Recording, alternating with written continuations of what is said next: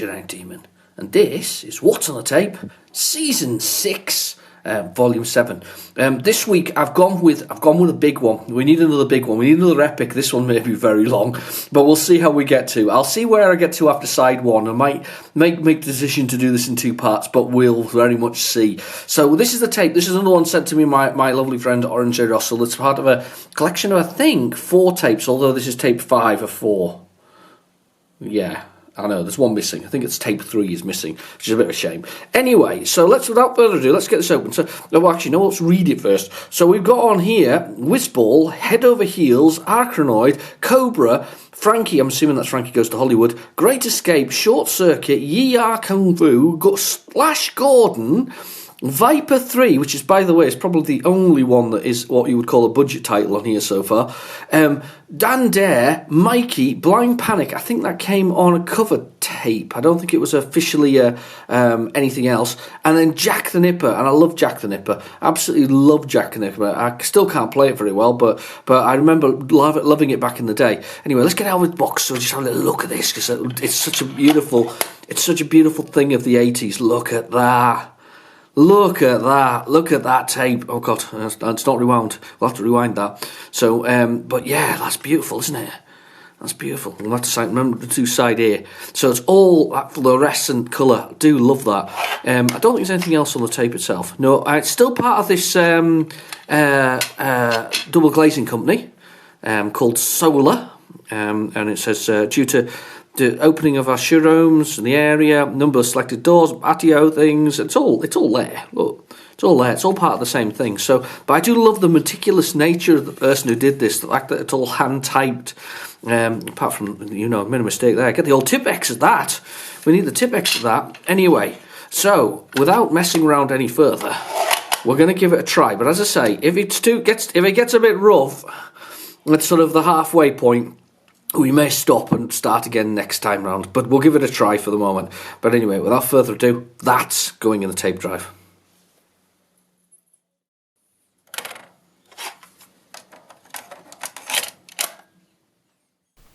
Okay, so the tape is in the drive and we are ready to go. But that's the important things. I hope you're all safe, you're all well, and your families are good, alright?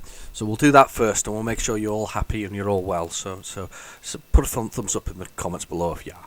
Anyway, right, okay, so the usual, we'll go with basic. And we're going to go with low dit. Now, this is, if the cassette tape is to be believed, and it was last time round, to be fair, and remember this person was very meticulous about what they put on there.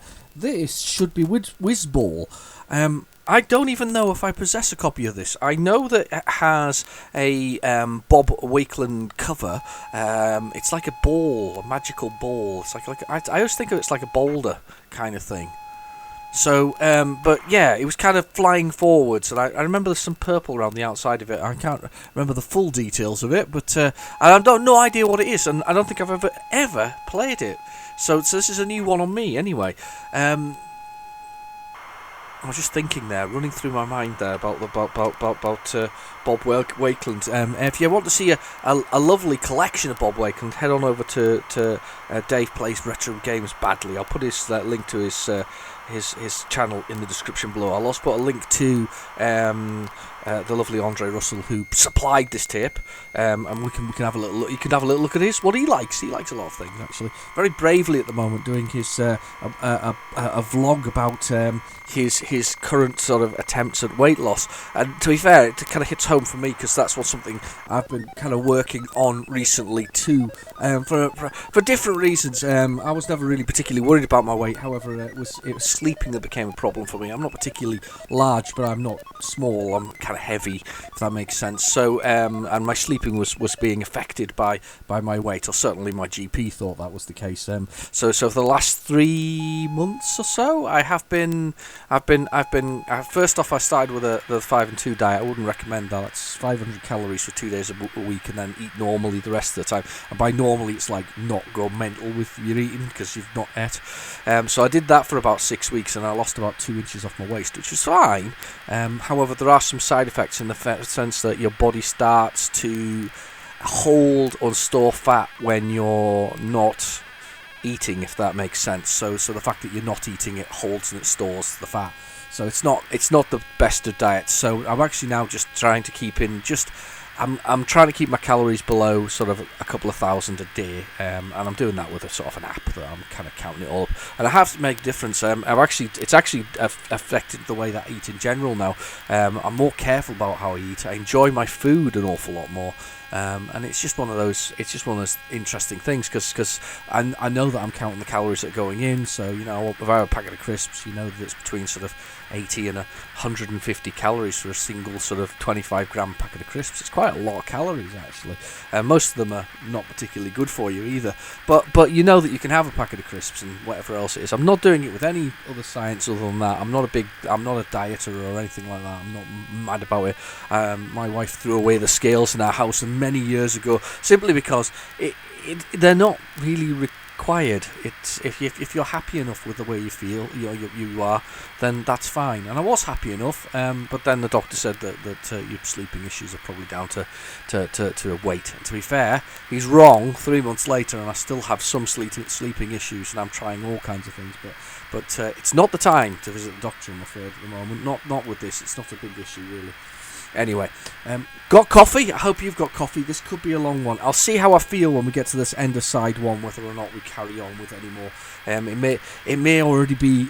I don't know. We'll see. We'll see how it goes. Right, and another thank you as well to Fishpot. He commented last week that the legendary Tolkien creature, the Azimuth, was off, and that's the reason why it wasn't loading. He was 100% correct. I did some footage this week for my friend Retro48K for Mario Brothers on the Spectrum, which was a Nintendo game. It's notorious. God, it's so difficult. It's so uncontrollable, really, and in the sense that it's such a sluggish thing. Can you imagine? Actually, it's one of those games that I would like to see run on the ZX Spectrum next, because I suspected 7 hertz or megahertz, it would be actually better than the 3.5 that the standard processor. I think it would actually be playable at that point and quite enjoyable. But on the original Spectrum, it's a bit like wading through water.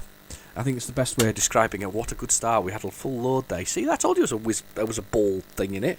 But yes, wow, sensible software. Mark Jones. Wow. Okay, this gets even more exciting. Right. Yes. So I was saying it's a bit like wading through water on the thing, but to get it to work, I had to adjust the legendary Azimuth from the Tolkien stories. He's a small dwarf that lives in your drive. It's a tape head. It's just got a great name. I honestly, if I'd been well, Tolkien wasn't alive when Spectrum was around, of course. But if I was writing a fantasy book, I would definitely have a legendary monster called an Azimuth in it. But anyway, or Asimov. Was that something already? That's Azimuth. Anyway. Right, okay. So, I'm already excited. I've never played Whizball. I don't even know what the aim of the game is or whatever it is. Never played it. I might have a copy. Somebody might have sent me one, but I don't remember ever playing it or trying it.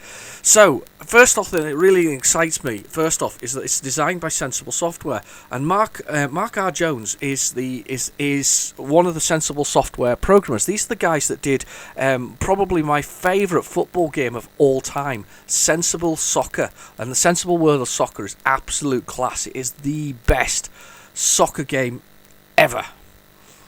Period. There isn't a better one. There really isn't a better soccer game out there. Some are fun, don't get me wrong, but the best soccer game ever created was definitely Sensible Soccer's one. The fact that you can curl the ball from sort of miles out and all kinds of things, it's just so good. It's so clever and it works so well. But Sensible Software also made Cannon Fodder and a number of other fantastic games. So I'm quite looking forward to this, and if somebody said it to me earlier, I'd have probably played it. Anyway, right, define the keys. So we've got left, right, up, down, fire. Are these correct? Yes. I'm hoping is space there. So we'll go with that and press 4 for keyboard, and I don't know what I'm meant to do, so let's go for it. I'm excited about this. And that was a great start, by the way. We loaded the first time round, so I'm this little ball thing. Oh my god. I fly. Oh crumbs. That's tough. Oh, I've got... Ah, my goodness, that's so hard. So what's the up and down for? Is that to, like, reduce my jump? No, good grief, that's tough.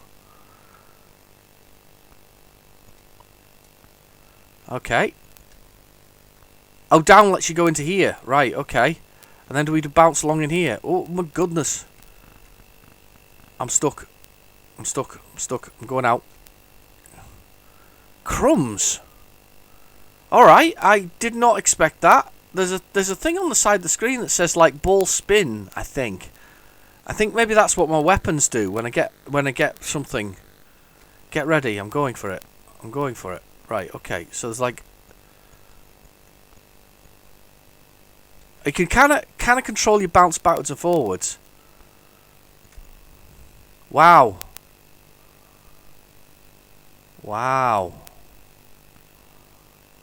Oh my goodness, I went the wrong way. I thought I've reached the edge of the level.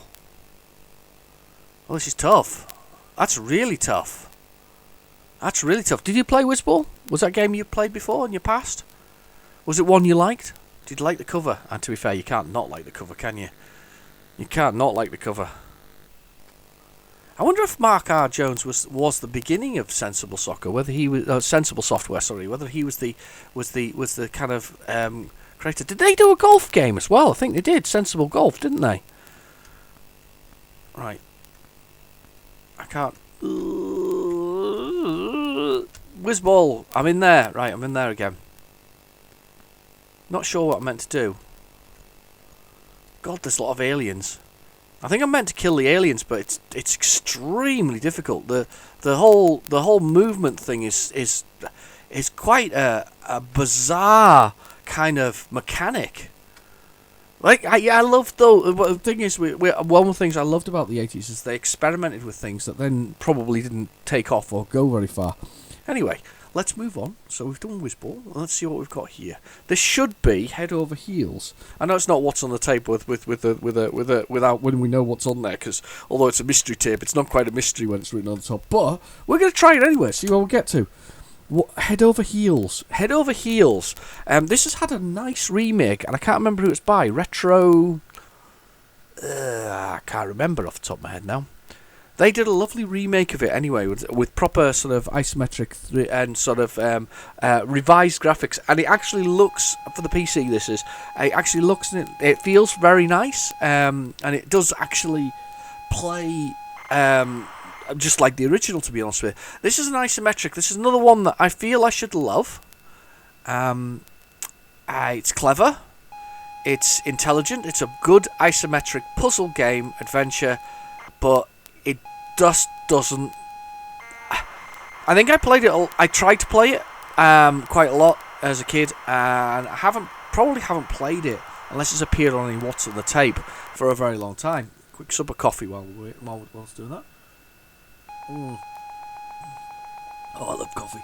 Anyway, so yeah, it's just one of those isometrics. It was beautiful. I mean, it's absolutely stunning.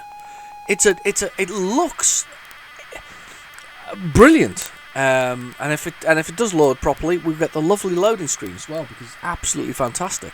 And I've just realised that I haven't actually turned off my phone. I knew there was some. Do you know something? When I got to start at the beginning of this, nagging thought that I haven't done something. Let me just do that.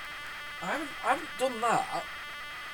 And there's something else I haven't done as well. There's another little thing I haven't done, which is go and get the MP3 thing.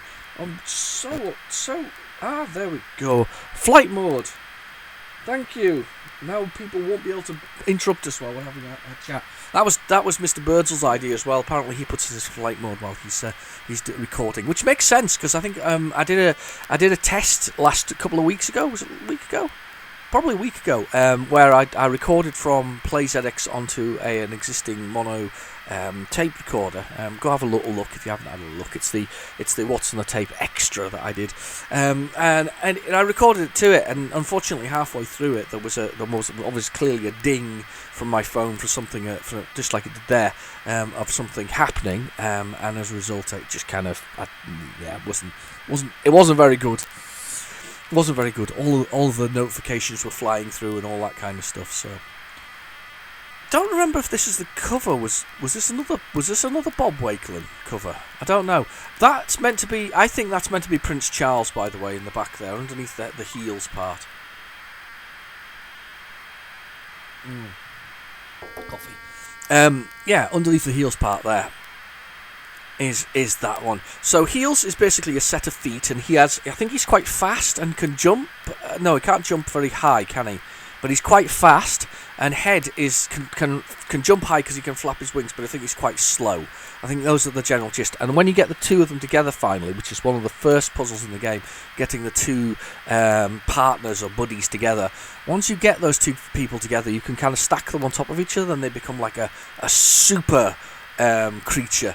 It's kind of cool. I mean, it is. Honestly, the whole concept is kind of cool. It's a different kind of game. If anything, it's an early co-op of sorts. It's just really, really pretty, and it works really, really nicely.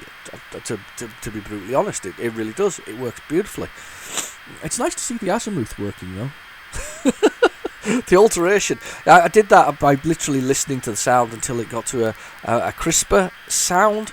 Didn't have to do it by any kind of special means at all. Just literally rotated, moved the little. There's a little screw in the head that you put a little tiny micro screwdriver into, and then you just slightly adjust it as you go. And you could hear with Mario Brothers it going from sort of a dull sort of bassy sound to a more sharp, exciting sound. I'm hoping that's. Oh, I was about to stop the tape, but it's still going. Oh! The last second. It got us at the last second. I knew something was going to happen like that, and I knew that the moment I got the tape thing out, it was going to do that. Hang on, we'll go get the what's on. Let's go get the head thing. Hang on, you stay there. You stay there. I'm just running all the way.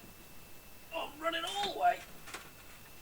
Oh God, there it is. Hello, it's there. I got dogs wanting into the room as well. Hang on, let's release the. Oh, here it is. It's got in itself. Well done. Very good on opening the door. Right. Okay. We're back. I'm back. You still there? You haven't gone anywhere, have you? Right. Okay. Don't disappear too far. We're good. We're gonna hit the play button on this. That was naughty. We got all the way through there, and then we failed at the end. I hope it isn't something to do with software more than anything else. You know, some sort of I don't know what the word for it is. I'm looking for. Let's have a quick search. Let's search for head over heels.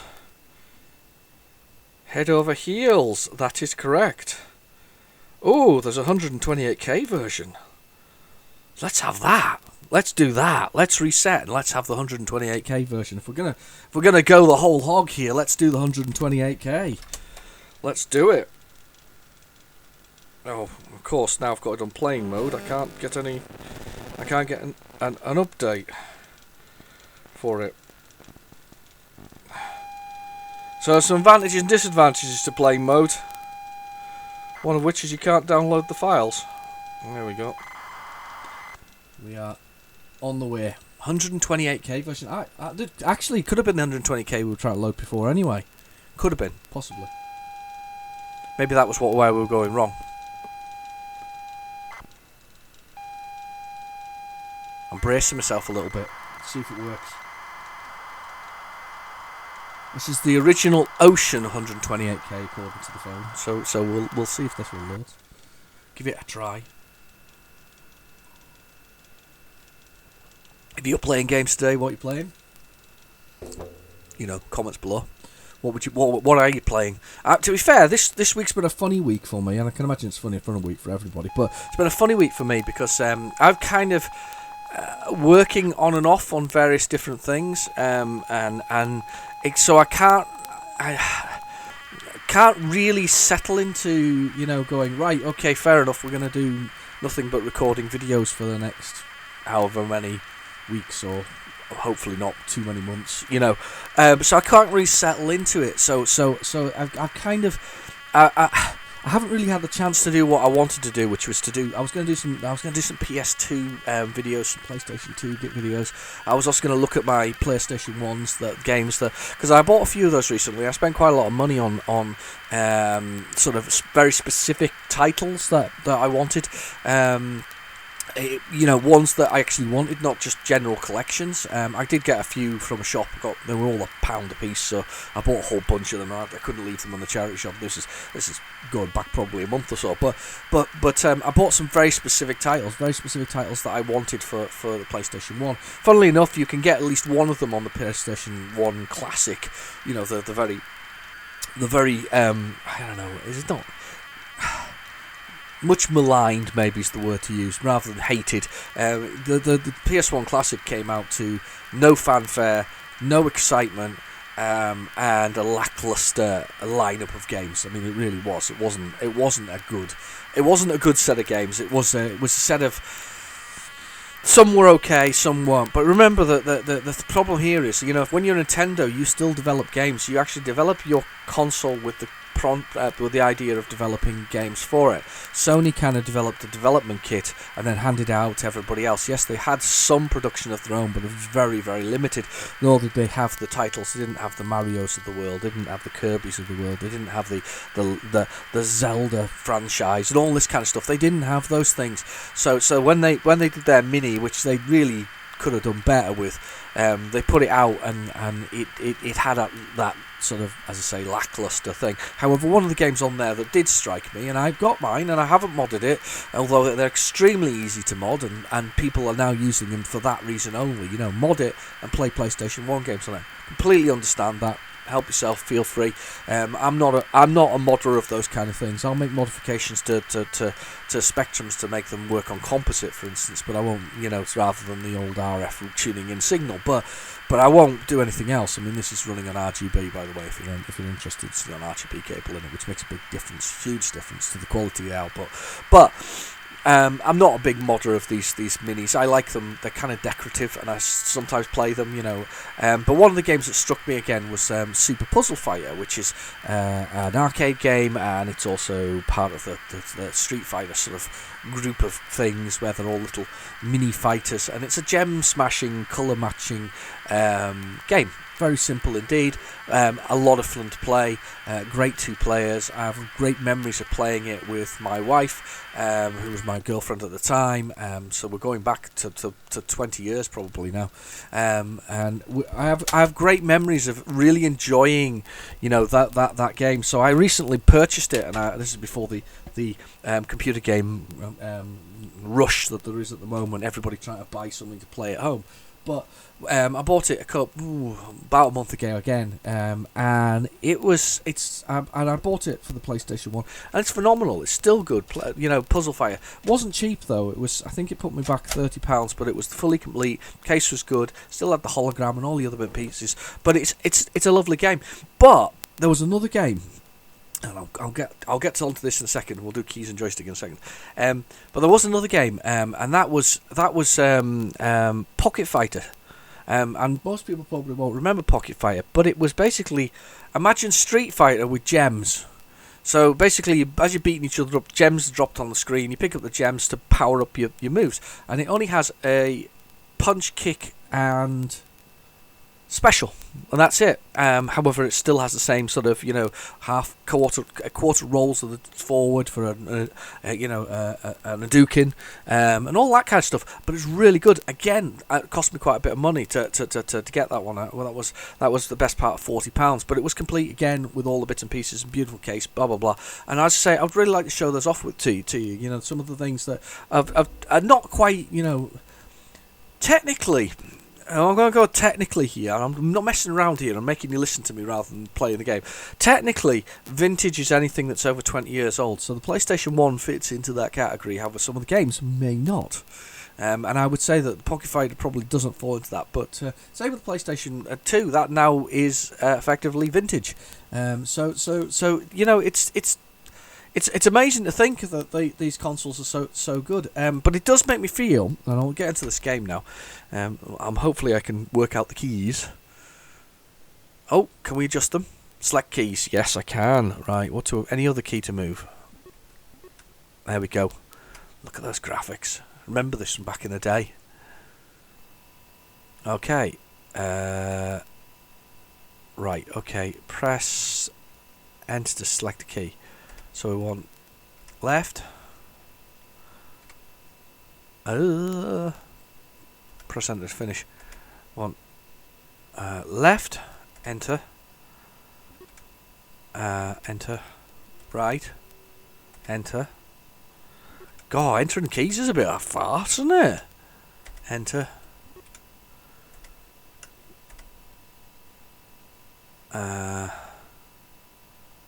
Any key. Ugh. Jump. I'm going to make that space. Enter. Carry. We're going to do C for carry, so I know what C is. We're going to do fire. We're going to do space and M, I think. And then we're going to do swap. We'll make that Z, so we know what the swap is. Alright, so C is to carry. That's the only one we have to really remember. Shift to finish. Shift to finish. We have finished. Right, we're going to play this and we'll give it a try. Okay, adjust the sound. I don't hear any music though. I would have thought there would have been some sound on here, considering we're doing it. Fire space. There we go, we have got some music. Egyptus. Blacktooth. Penitentiary. Here we go. So this is us. And he can jump a long way. That's the swap to the other guy. And he can jump as well. So he needs to... There, he's beamed somewhere now. So to get him to go up here, we're going to be able to push this like that. I was very excited the first time I managed to get them together. I think I'm getting better, you know, with more practice on these. As I say, I'm not a massive fan of them, but I genuinely think I am actually getting a little bit better with them. Oh no, maybe not. No, don't die. Oh, I thought that's good. I thought I was going to die for a minute there. There we go. There we go. There's a fish. Now, there's something about the fish, isn't there? Yeah, I had to collect the fish, and I'm not sure why. Let's go back to this guy. Can he shoot? Oh, sorry. Oh. Is he the one who shoots? Yeah, I think he has to get... There's like a little thing down on the left-hand corner there, like a little torch almost. I think that he has to collect... there's a jump. This is a clever one. You've got to jump and then go back on yourself. It's one of these ones where you can control your float. Look, floating down. I think he has to pick up those. That's it. One can carry things. The one with feet can carry things. That's why he has a bag. The one with the thing can shoot stuff. He's got a little sort of like a I don't know. It's like a little I don't know. It's like a torch with a shooty thing, and they shoot donuts. Ah, that's right. You can see your little friend in here. That's right, because I would have been able to see heels in there if I'd gone there, but you can't get to him. So, I think we have to go on this pad over here. There we go. We have beamed into here. So the assumption is we're not too far away. He's up another floor, though, than me, I think. So, if we go this way... Now, you can float, so you can go floating down here like that. That's cool. So, you're now down on the ground floor. Again.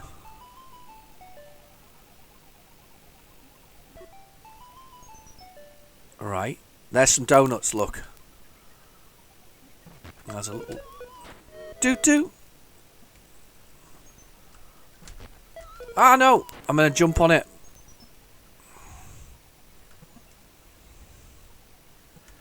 I think I'm meant to get this switch. Ah! So, am I meant to stop him in the right place? Because that's going to make me disappear. I think this has been hacked as well, by the way, because I haven't lost a single life. Right, so let's get him to go over there to act as a little thing to get across. Because the floor's obviously broken.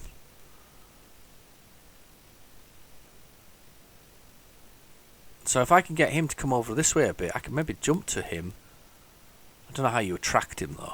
How do I attract him? I can't see him retracting. Look at his little eyes, winky, sort of like blinks his eyes. Look, there you go. When you move, it is cool. Do you know what though? I'm getting better at these. Definitely getting better. Ah, he says, jumping off there. However, it does help. I think that. Oh no, I have lost life there. Oh, I have lost life. I thought why did he have 7 then? No! Right, I'm going to leave him for the moment, I think.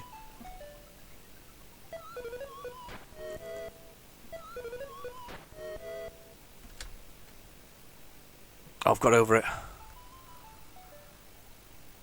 There is a bit of background music actually going on. I didn't realise. There's a little bit of... Is there?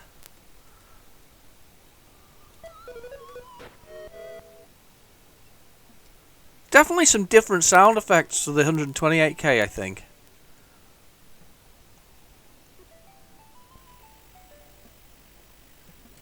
Definitely some different sound effects. I think at one point you can see your colleague, the Tails fella here, go past you. I can't get through there. Can't jump high enough. There's my bag. We need to move the Charles robot by using this joystick into the right position so we can jump across to it. So about there, I think. There we go. Nope. Not quite there with the Charles robot. About there. There. Jump on his head. Oh gosh. Ah! I've just realised he's got to go over here. It's a proper puzzle game, this. Look, he's got to go over here and he's going to push this little thing there.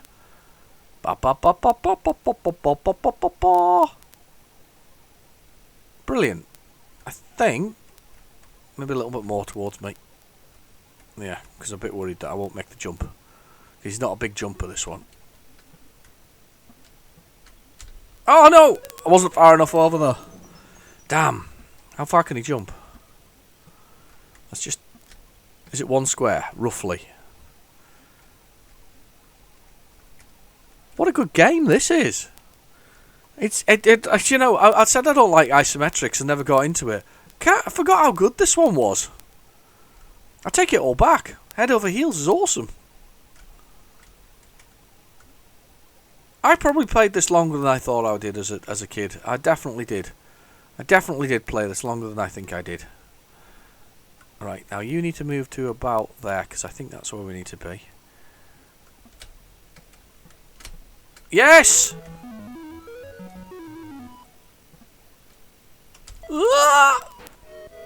Doesn't matter, I've got the bag now. This means I can pick up things. I can do seat to carry. Nothing to pick up though.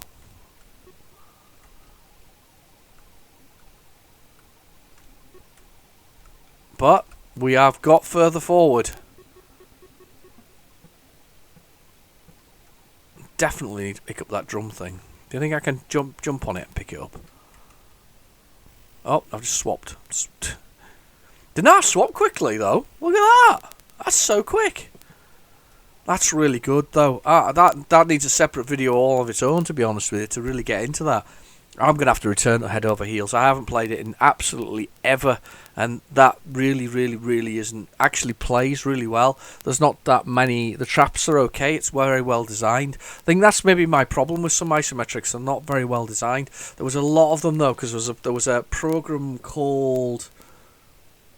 Oh, it was from CRL. CRL created this sort of a 3D game maker, which basically allowed you to churn out nothing but maze games, but alter the isometric graphics, and they were just appalling. Because if you put too many items in one room, it was just full, just far too much. Right, Arachnoid. Do we dare go for the 128K version? Let's see if there is a 128K version on this tape. As we're back on the tape now. So we've got Arachnoid. And one of my absolute all-time favourite, madly, stupidly fast, that's just the end of the last one, madly, stupidly fast arcade games, Cobra. Terrible, terrible movie. I'm sorry, I think I said this before and everybody went, no, it's really good. It isn't good. I rewatched it. It's not a good movie. It's not that enjoyable. However, does it class as a Christmas movie? Because although it's set in sort of... is it Miami? I think it's Miami. Oh, see, I did watch it, I promise you. Although it's set in Miami... I've got to fast forward past all these bits.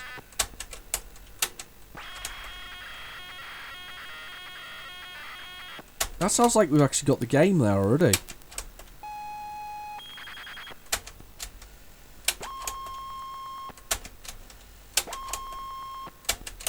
Oh, just a bit stuck there. Yeah, as it's set in Miami, it's actually summer. It's actually Christmas time. But it just doesn't look like Christmas because it's like I don't think Christmas decorations appear in it at all. It might not be Arachnoid on here.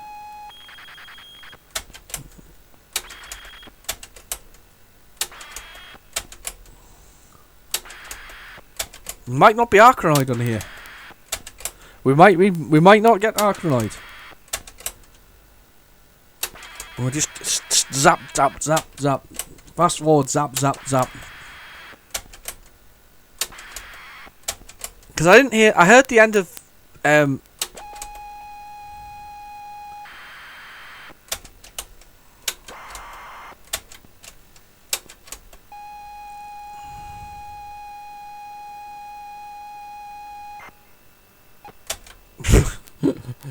Okay, brilliant, love it. Let's just do basic, all right. Let's just go 48k basic. Let's do that. I like the way it just went and then it went dumb. It was dumb. Yeah. So the question is whether Cobra is actually a Christmas movie. You know, everybody says Die Hard and Die Harder and are Christmas movies. I completely concur with that. I think that anything that is set at Christmas makes it a Christmas movie. We've completely missed out Arachnoid. It's not appeared on there. I don't know why it wasn't there straight away, but we're going for Cobra. But yeah, so I don't know. I definitely think that Die Hard and Die Hard are Christmas movies because they're both set at Christmas time. They use Christmas terminology, you know, ho ho ho. Now I have a machine gun, all that kind of stuff. You know, if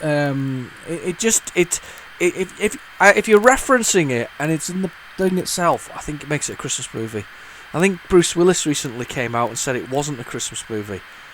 How can it not be a Christmas movie? What defines a Christmas movie? Does it have to be a rom-com, you know, sitcom, sickeningly sweet sort of Christmas story? No, I don't think it has to be. I really don't. I'm very passionate about this one, right? But this one, it's only missing a Christmas tree in the background here, and then he's, you know, his crime is a disease, he's a cure. This, as I say, this.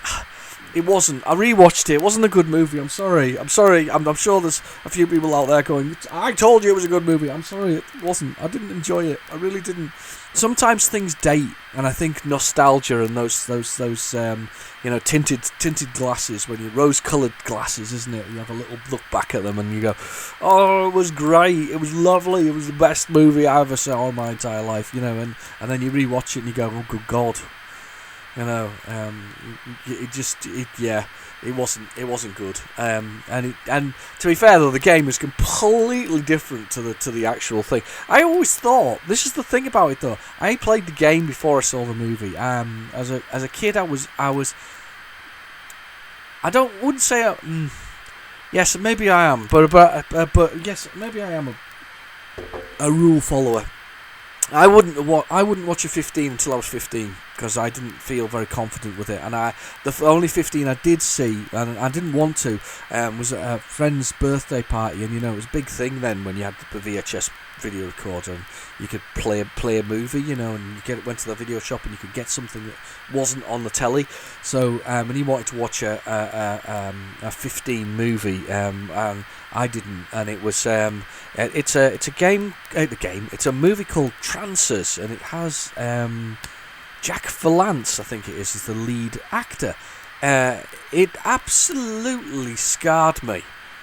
As a child, I couldn't sleep for days. A really terrifying space zombie thing. If you watch it now, it seems utterly ridiculous. However, one of my favourite scenes in it, regardless of the thing, and I went out of my way later in life to actually buy it to watch it again, because I was like, this scared me to death. You know, these space zombies, these people coming back through time and into bodies of people and effectively being zombified and whatever else it is, and sort of with extra sort of powers and all this kind of stuff. And by zombified, they were kind of zombies as in their drug usage made them super strong, and they kind of wanted to rule the world, but they were doing it via time travel, which again, really strange sort of thing. The whole thing was strange, but as I say, it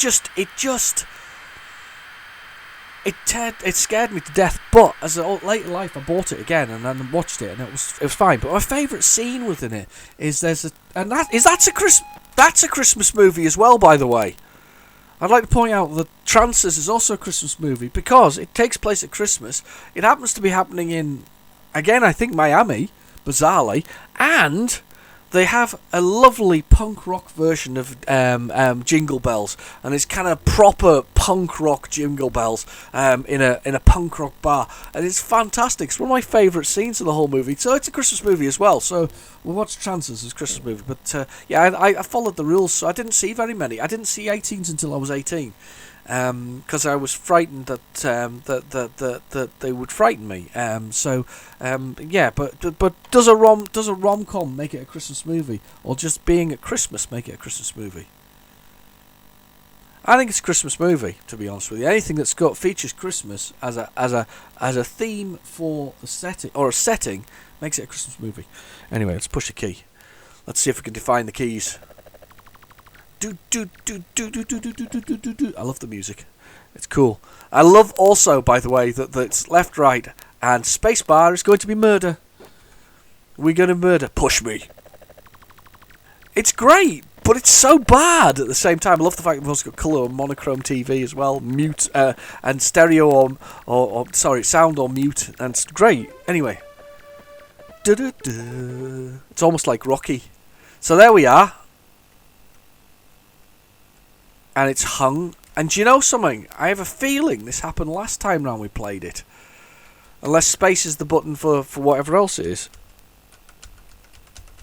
I'm sure this happened last time we played it. In fact, I'm almost convinced this happened last time we played it.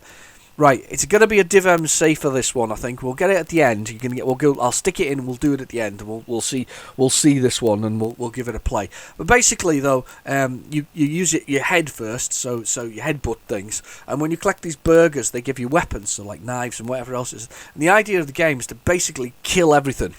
Murder everything on a level, get to the next level, murder everything on the level. That's it. It's a good arcade game, promise you, right? And he's even wearing sunglasses, so it's even cooler. He's wearing sunglasses at night. Anybody get this musical reference? I don't do music, by the way. I don't even know what band it is, so if you get it right, well done. You stick it in the comments. My musical tastes are quite weird. You know, I have a very eclectic tastes. I either like it or I don't like it. I listen to everything. It's a bit like watching movies. I'll watch whatever else it is. I'm very as long as it's entertaining me, I'm all for it. So this is Frankie. Now this is again another game, I think from Ocean, that I've never played, or if I have played, I don't remember playing it. I definitely don't remember playing Whizball. I'm quite convinced of that. But Frankie Goes to Hollywood is based on the band, so this is a musical band one. And this leads me to my friend Jay. It's going in the description below, right? You guys must go see Jay. Jay production value on Jay's Spectrum videos is absolutely fantastic. I still, for the life of me, I still don't understand how he's only got 100 and maybe 2 or 3 subs, and it's kind of like, why has he only got 102, 3 subs? His sense of humour is dry and beautiful. It really is. It's great stuff.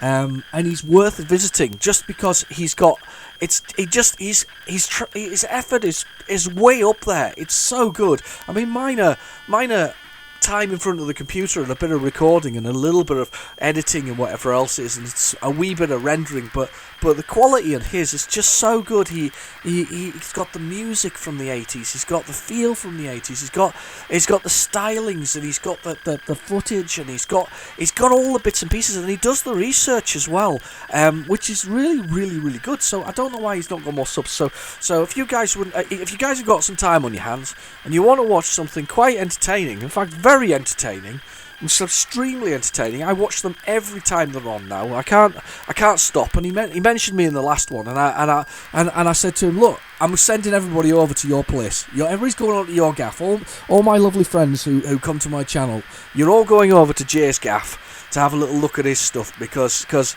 it is so good. It is really, really good. It touches my funny bone on a regular basis. It's great stuff. It really is. As I say, sense of humour is spot on. So I'm going to put a link in below to my friend Jay, and go see Jay. Go have a look at Jay. Come back next week, right? On the next What's on the Tape, have a little and say you went to see Jay and you had a great time. All right. If you go over there, put in the comments that I sent you, because he's my buddy and I like him. Anyway, so he's going to do. I've told him already. This is his next thing, right? His next. It might not be Frankie Goes to Hollywood, by the way, because it says just Frankie. But anyway, I said to him that he needs to do one on he needs to do a series on pop stars who got computer games made after them for the sort of Spectrum and things like that. I mean, because last week we had the Thompson twins, didn't we? Last week, that featured. Oh, sorry, the week before, but it kind of last week. Thompson twins, they were a band. Obviously, Frankie Goes to Hollywood was a band. There was a number of other ones as well. They all got a kind of some of them were good and some of them were awful. Some of them were completely irrelevant. I know Michael Jackson certainly has one, doesn't he? He has Moonwalker, isn't it? I think it's a terrible game from all reports and things I've seen of it. So however, to say that might be. That's only the 8-bit version. The Mega Drive version, I quite like. It's a good game.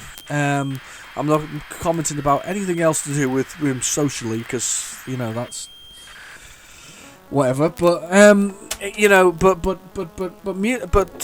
game-wise, they were really good, and the arcade version of Moonwalker is also superb. Right, I have no idea what the keys are, so this is going to be interesting. So we'll give it a go. I'd stick in a joystick, but sometimes interface 2 is a bit naff.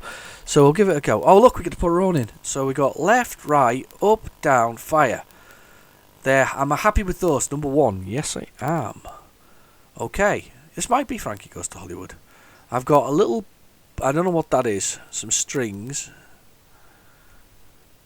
Was Frankie did relax? Relax, don't do it. Pick your nose and chew it. Do you remember that? That was the one, wasn't it? Oh, go through the door, you have to kind of square up to it, look. I'm out the street, I'm huge! The perspective is amazing. This house is like 3 miles away down the drive somewhere. It's brilliant. I love it. What am I meant to be doing? Am I meant to be like finding those items that are on the side there? I need to find a bullet love. I have to find so it's very worried because they look a little bit like well, it's no delicate way of saying this. They look like little sperms, don't they? So I've got to find I've got to find a stain somewhere. Have I brought my ultraviolet light? I've got to find a bullet, probably to shoot my lover with, then find God. So I find a stain, I shoot my lover, and find God. So that's exciting. Let's go into this room. I'm back in the front room. I was in there earlier. Can't get out the front room. Oh, hang on. What am I doing? I push the button there, and he I can kind of reach. I can reach. I'm doing exercises in the front room. Frankie's in social isolation. Oh my god. And 1 and 2. Oh my god. Right, now I got to clean up the kitchen now. What is this about? Look, I found a heart. You have now a pleasure pill. This is getting weird now. Let's do it. Hit the pleasure pill. I want a pleasure pill. Pain will be halved. Right, okay. Oh, so they're not what I thought they were. They're pains being halved. What the heck's this all about? Does anybody else play Frankie? Do they know what it's all about? This is just weird. There's nobody here though. There's nobody. Hang on, that's another front room. How many front rooms have we got? Has everybody got a front room? Let's get my coat. I got a flak jacket. What am I doing with a flak jacket? Gives 800 more. Whatever. Flak jacket is no use to you here. I don't understand.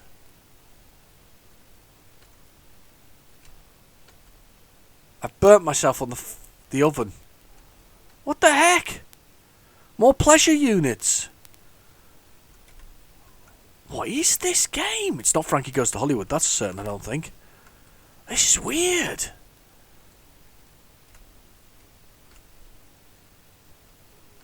A strange game. Oh my god. Wow. Anybody else play Frankie? It's so weird. It's so weird now I want to know what the original cover looks like and what it was. Actually, it's a game that I want in my collection because it's so absolutely bonkers.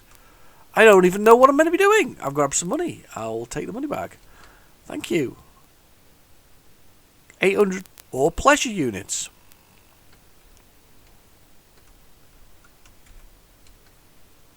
You now have a floppy disk. You're 4% a human person. There's no use for a floppy disk here. I don't know what I am collecting or why I'm collecting it. So weird. Definitely doing exercises though. Look. It's one of them foldy up tables. Do you remember those from when you were a kid?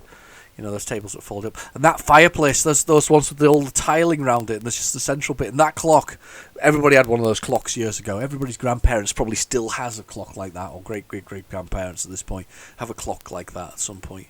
And the birds going up, the ducks going up the wall. That's so weird. Right, we're moving on, but Frankie, that was weird. Frankie. Never heard of that one before. Not a game I've played before. Right, okay, let's go on to the next one. We have, apparently, The Great Escape. Now, Arkanoid didn't load, which I'm not too worried about, because we've all done bat and ball, haven't we? We've all been bat and ball to death, I think. I mean, that was one of my first things I loaded on the Spectrum. My first computer game I loaded, and I've said it before in my videos, but the first video game I ever loaded was Hungry Horrors.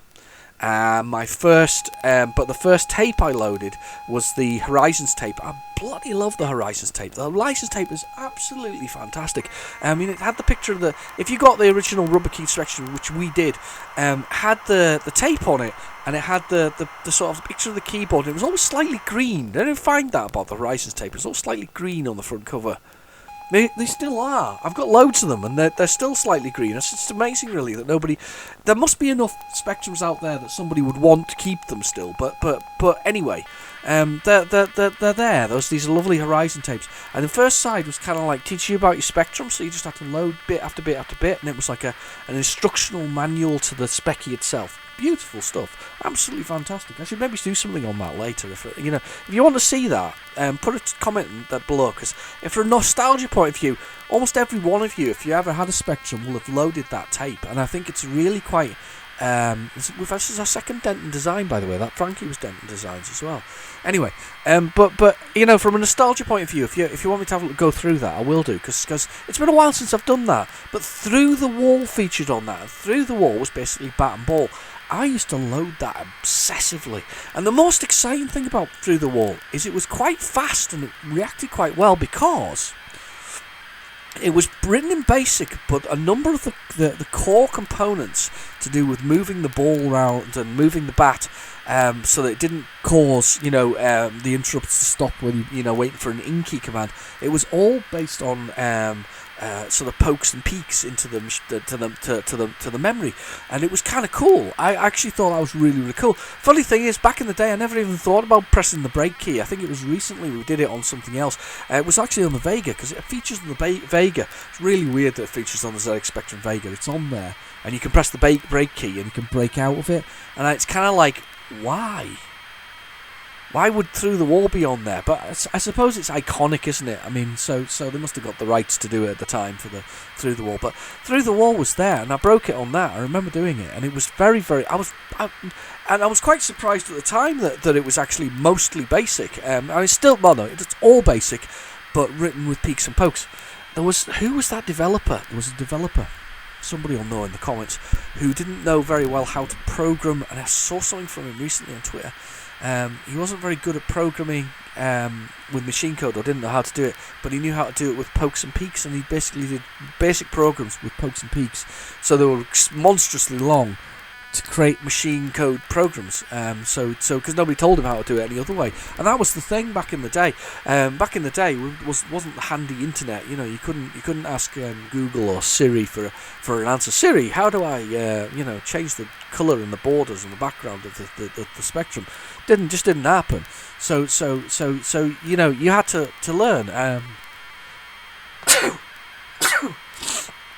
Bless me. Sorry about that. Part of my nose thing that I was talking about earlier. They were saying about the breathing thing. And my nose sort of clogs up, so I breathe through my mouth. That's what happens at night. It's a bit of a nightmare. But anyway, so when I talk a lot, it also fills up because I'm breathing through my mouth while I'm talking. So you have to excuse the occasional sneeze. Anyway, but he didn't know any better, so he learned to program with peeks and pokes. So that was the way to do it. Right, okay. Great Escape. Isometric.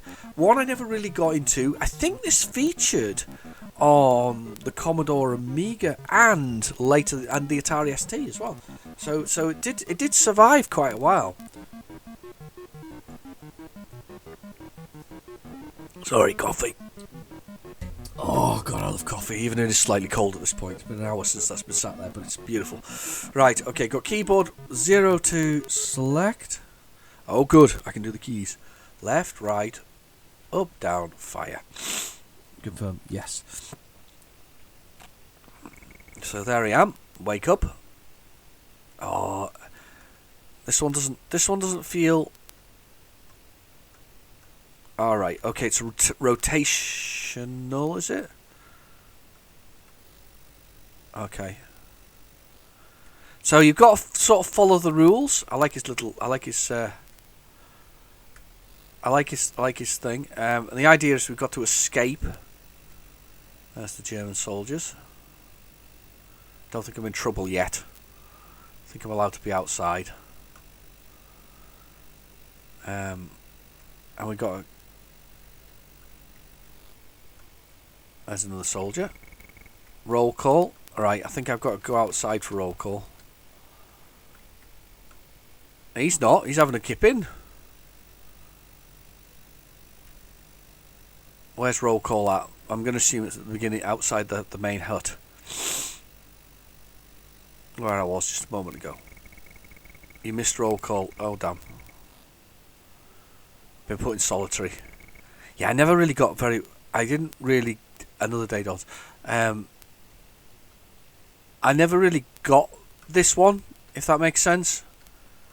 I've got to wait, it seems. In solitary. I can't seem to move, though. Less space is...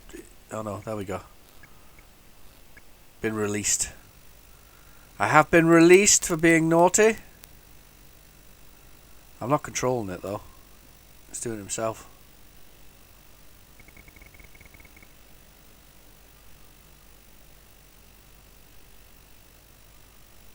Oh, there we go. I've been sent to roll call, so it made it do itself.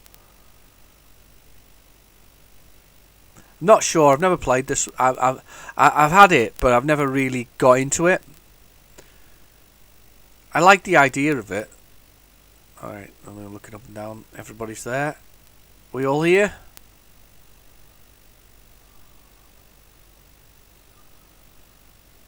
So we just wait up here until roll call's over.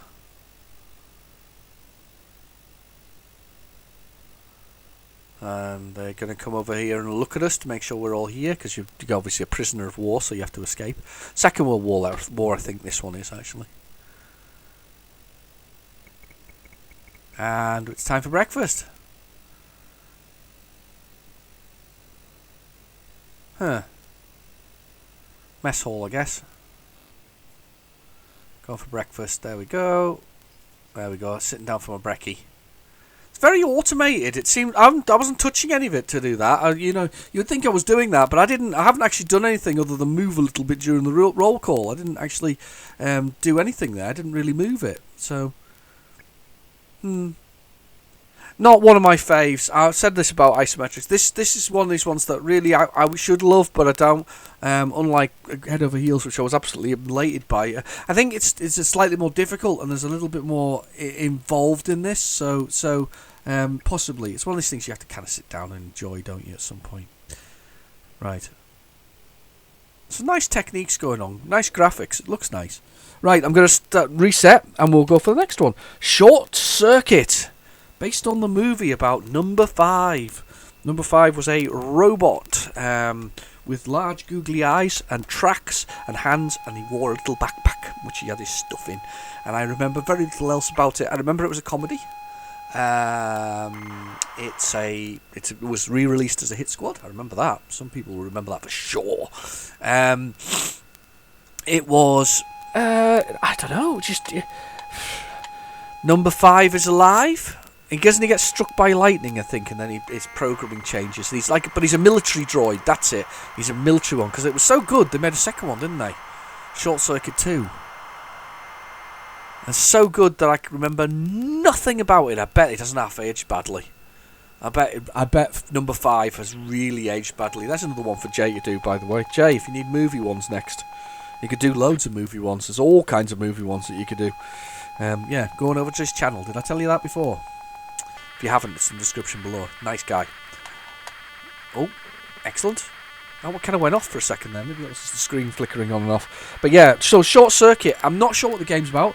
The original first movie, I'm sure, was about him not being recaptured by the military because he didn't want to do nasty things and become a sort of, I don't know, I didn't want to become an evil robot killing machine. To be fair, they're not really evil robot killing machines that we've created nowadays. They're called drones. They fly around. And they have gamers that control the shooting of it, and pilots who get them in the air. So I suppose we do have evil robots, but they're actually humans attached to those evil robots, usually thousands of miles away, which is it's kind of scary, really, isn't it? That how things have changed in that way. You know, we don't fly as many planes as such. You know, militaristically, we have drones that are thousands of miles up, armed to the teeth, flying over things, with gamers at the controllers. Which kind of stood to reason, didn't it? You know, the best people to play military games were the people playing military games. Yeah, scary, really.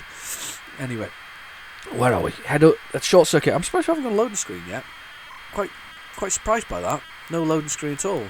I was looking forward to seeing Number 5's great big googly eyes. He's like Wally, but more violent. Wally was like cleaning up, and Wally's a no good movie. I like Wally. Have you seen Wally? Wally's a Disney movie. And I think for the first 40 minutes of the movie, nobody says a word. 45 minutes of the movie, it's all like robots making sort of noises and noises. Those aren't the right noises. Wally, that's the one I remember.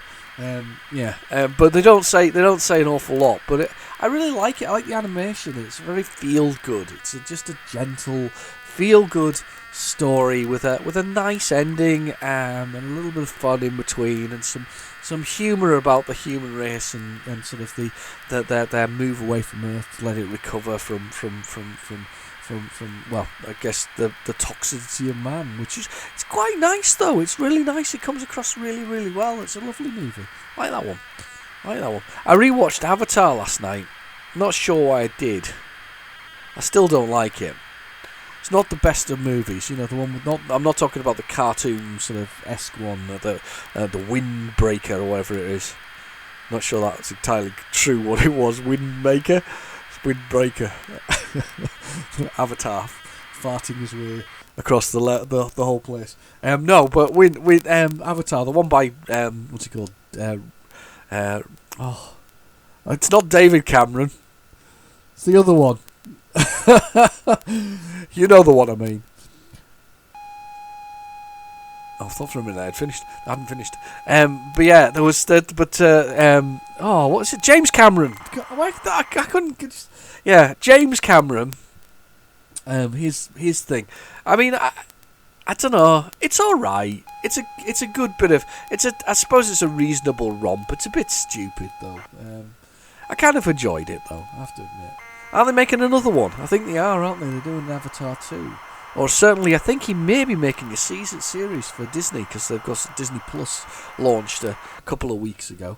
I had already pre-purchased it because I'm hoping for more Star Wars, because if you haven't already watched The Mandalorian, and all of us have, even before Disney Plus, so why are they actually releasing it weekly in the European region? I have no idea, because everyone's seen the thing. Well,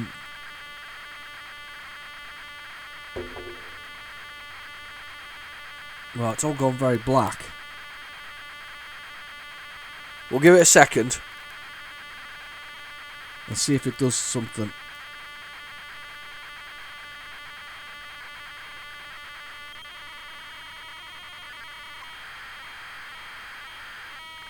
It's gone very black.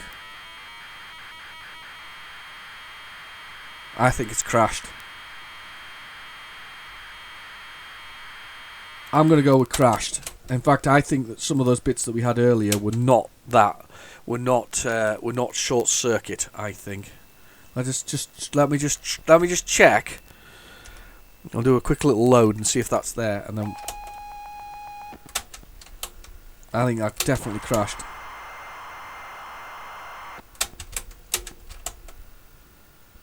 Because we got up to here. No, it's not that.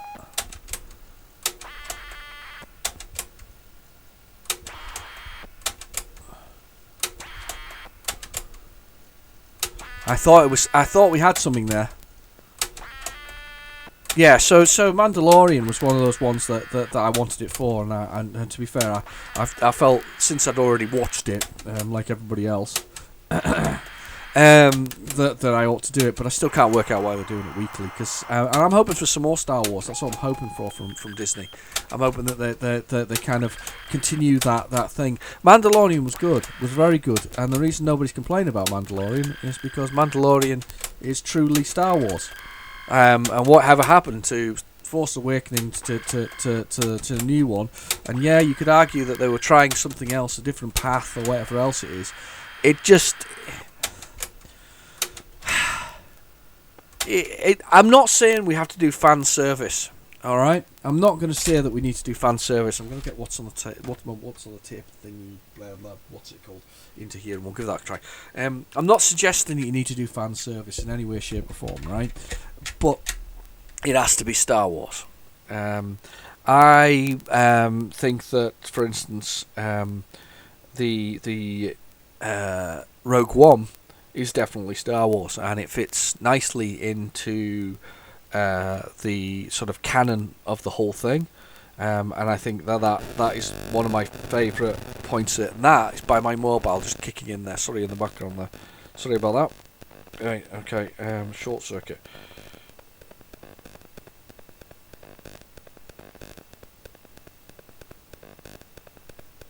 Wow. 128k version. Let's do that. Right. Stop. Let's just do that. Sorry about that. Horrible thing going off because everybody's phoning me again. So yeah. So short. They just don't. You didn't have to do fan service, but you had to be Star Wars, and I just think that I still think the dismissal of sort of the second one and the thing. I actually have no problem with the chase in the Last Jedi. I'm going to ruin it. If you haven't seen it, shut off now for the next 10 minutes because I'm probably going to waffle that long. But the Force Awakens, fine, because it was basically doing the whole.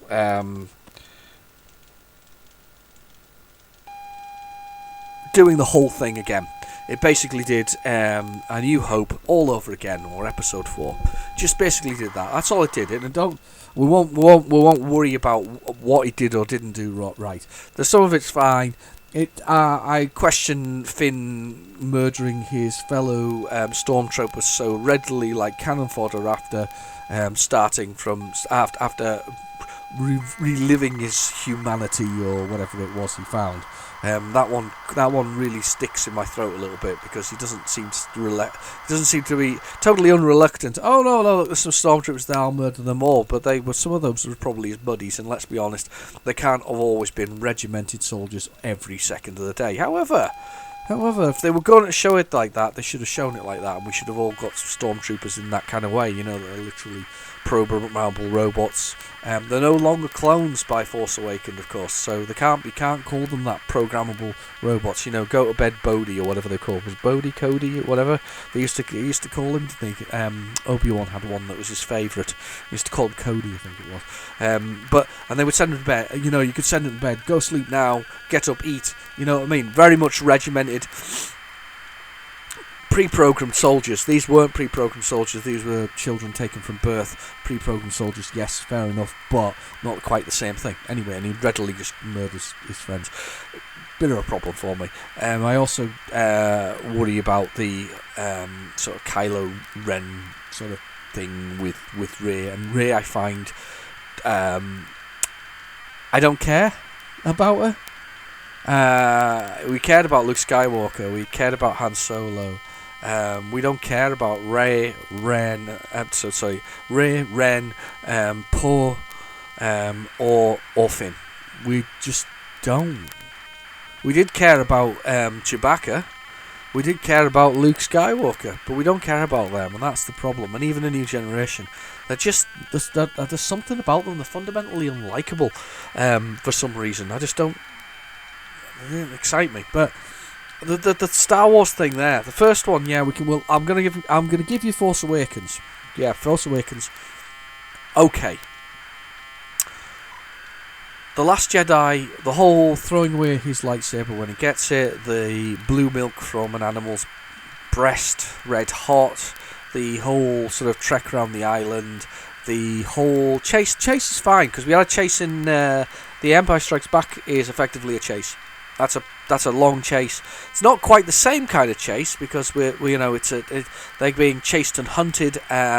It's not quite the same thing. There's no following them through hyperspace and all this kind of rubbish. It's entirely that's not true because they can track them with a tracker on them. But what I'm saying is that there's none of this sort of race through space as a big solid run and ships dropping off because they haven't got the fuel. Somebody tell them space, by the way, there's no inertia, so you can kind of go the same speed all the time. You just need to get to that speed. How fast were they going? Anyway, so you've got that. There's a whole bit with Finn and Rose. Who knows where that was going? Finn and Rose. What a mess that part was. You could have wiped that out completely. Get rid of it. Bin it. Don't need to do it at all. It was unnecessary, and not telling Poe what was going on from whatever the commander was fine. The Finn and Rose thing, by the way, is wiped out by the rise of Skywalker. Gone. Completely. Doesn't exist. That whole thing doesn't exist, and Finn spends the whole movie saying, I've got something to tell you, Rey, and never tells anybody what it is. Because they need some spin-offs. A few spin-offs from the whole thing. If they can salvage it all. Yes, the stunningly graphics. Yes, it's Star Wars style graphics. Yes, it looks like Star Wars. Does it feel like Star Wars? No. It doesn't. And dragging back some of the original people into it, yeah, it's It's fundamentally flawed. But Mandalorian, on the other hand, Mandalorian is just Star Wars. Star Wars that you'd expect Star Wars. Star Wars with new characters. Star Wars with old values. The end of the... It's because it fits... Where does it fit? It fits after Return of the Jedi. The collapse of the Empire. Maybe 10 years after, I suspect. He flies what effectively is a clone ship. He's part of the Mandalorian thing. They fitted it round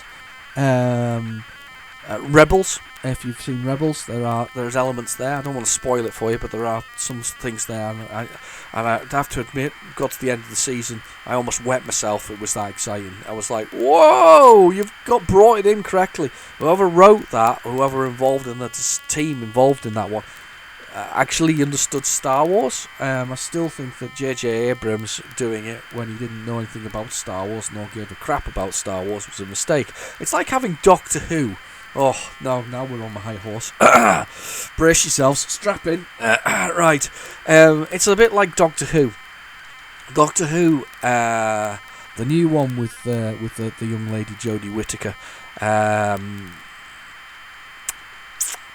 I think the first season they brought in writers who had never worked with the subject matter before, nor were able to understand what they were doing, and it became a politically correct social experience which wasn't fun anymore.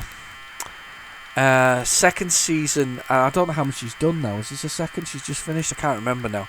But what if it's the second season? Whatever we're up to now, they tried hard to rectify some of it, then decided to absolutely destroy Doctor Who canon by maybe more. I'm hoping that's it. We've already got one game we need to do.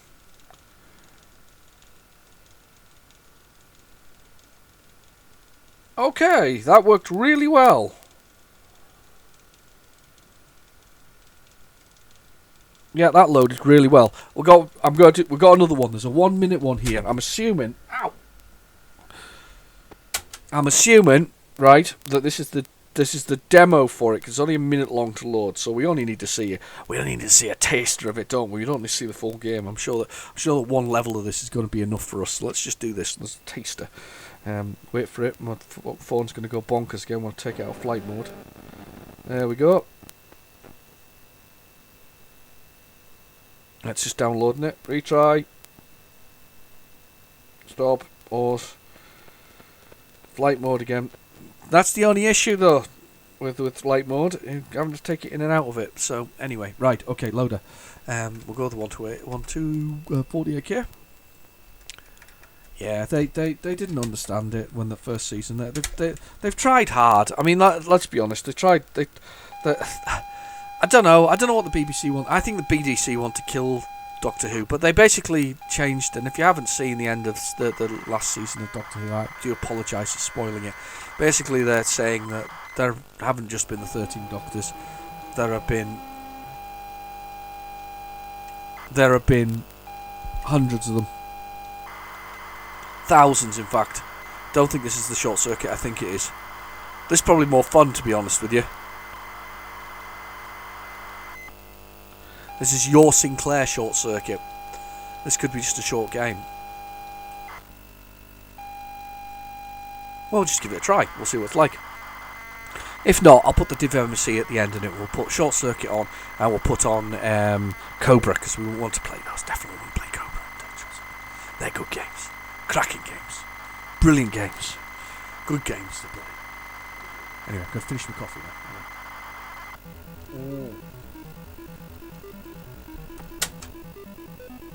There we go. We've loaded whatever it is. Short circuit. Probably not the game we're thinking it is. Let's press a key. Welcome to the same grid. Short circuit. Right. Forces jet walls into the jet walls. Oh, I think I know what this is going to be. 1Q.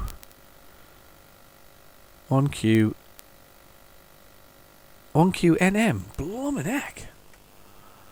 This is going to be by D Green. 3, 2, 1.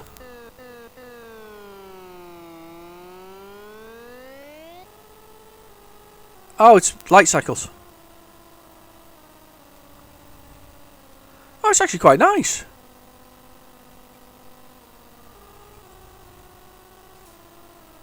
It's actually nice, quite nice. I quite like the large nature of the screen here.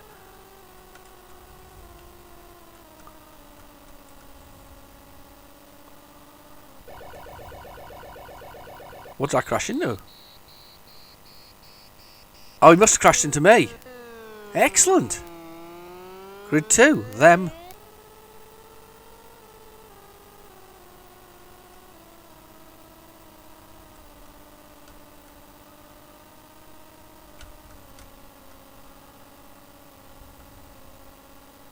Oh, I like it. It's not bad, actually. Oh, I died. That's pretty good, actually. D Green's short circuit is actually pretty good. The computer's going to kill itself there.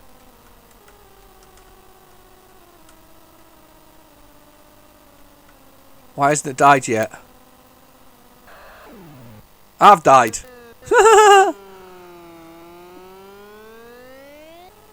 That's brilliant. That's really quite good, actually. Oh, there's two of them. That's why. Them two. Ah.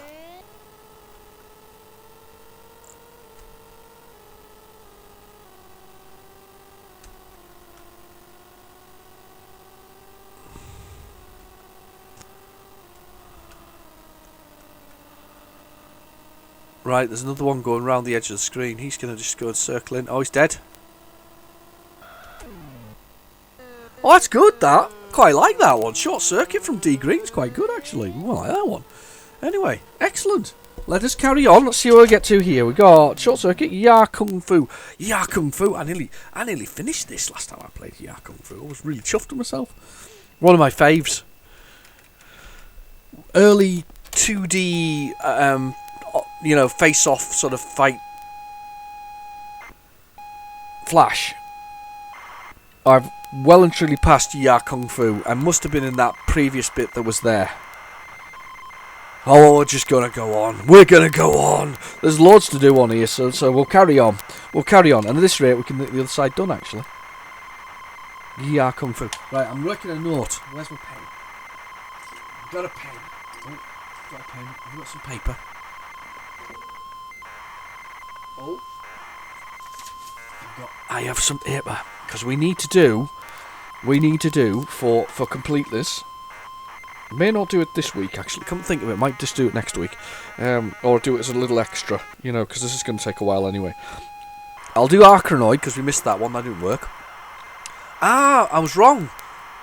No, maybe not. Maybe this is a more expensive Mastertronic game. I'm sure that this was a big box sort of title in the day. Arachnoid, Cobra, short circuit, if it'll work. Circuit, and we need to do Ya Kung Fu. So I'll do it. What I'll do is what's in the tape volume 7. Yes, 7. Volume 7 extra. During the week if I can get a chance. As I say, a bit funny at the moment with work. I'm sure you all know the way things are. But yeah, we can do that. Start tape, flash one found. Oh right, okay. So it's a multi-loader. Ugh. We hate multi-loaders. Flash Gordon. Flash. Saviour of the universe. Great songs from Queen on that. Fantastic ones. Really was good, actually. Do you know? So it's still a great movie. I remember seeing it as a kid. Didn't see it at like the usual pictures. We saw it. It's probably been out for a while by the time we saw it, and it was shown at a local a college, and they used to do like film nights. And I saw Flash Gordon and the original Clash of the Titans with the Kraken in it there, and I remember being absolutely it was thrilling because it was quite well filled. It was nice spacing, and sort of almost like a lecture theatre. It wasn't a massive screen. It was big enough that you could see it all and all kinds of stuff. And it was just a really nice experience. I just remember enjoying that as a kid. I remember that being very nice indeed. And I always liked the original Clash of the Titans. I don't like the new ones. The new ones aren't particularly good. It's a bit like Sinbad movies, aren't they? They've all dated a bit now, but they are quite fun. Well, they certainly were back in the day. We used to have a lot of swashbuckling things, didn't we? Lots of swashbuckling sort of movies, and Sinbad's were one of them. There were those sort of claymation type movements of the things that are there. Where you zoom in on huge cyclopses, which are actually only about 3 inches tall, but they've been made large by camera trickery. I do think though that the mishmash nowadays of film and sort of in the context of sort of CGI and sort of the way it kind of looks, the combination of CGI with physical effects doesn't have to make a big difference.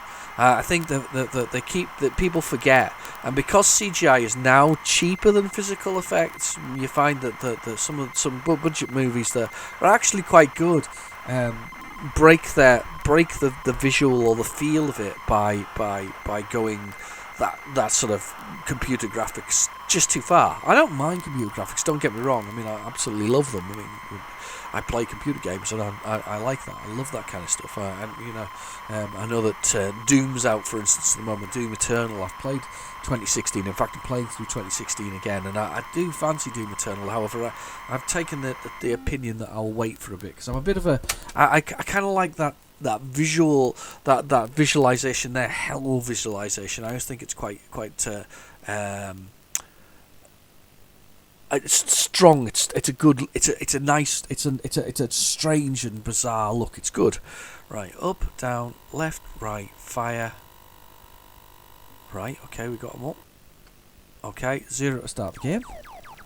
Flash, the Earth will soon be under attack from Ming. You will need to stop him. Seek out the help of Prince Barin. Barin.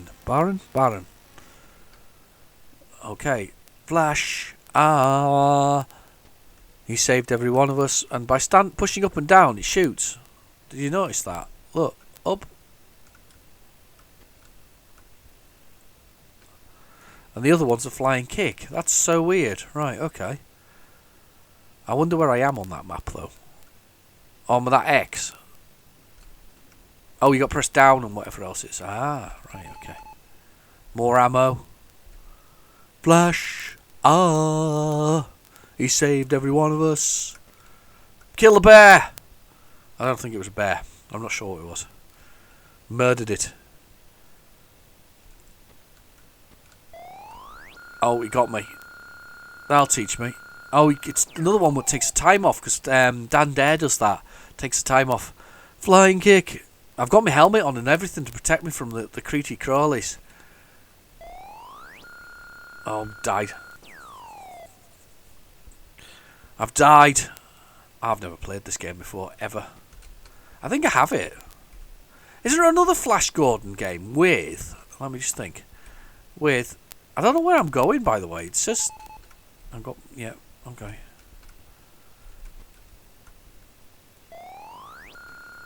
No, okay. If I duck and press fire, does it punch? No, it doesn't. Oh, look, arrow says go that way. Go follow. We better follow the pink arrows. Pow! Gotcha! There's a dead body there. Look, that's an old Flash. We're in deep trouble. We've only got 24 hours to save the Earth. I think the Earth's had it now. As a direct result of my behaviour. There's a little totem pole. We're stuffed. They're stuffed. Uh-oh! Kick him, Flash! Yeah. It's not quite the best, is it? It's not quite as dynamic as the movie. I love the way I've got a kick, but when I made full contact there, that didn't actually knock the bird thing out of the sky. The vulture. No, I've just been stabbed there. There's a little X marks a spot on the thing below, but I have no idea where I am in relation to that X marks a spot. It just got this pink arrow that says keep going this way.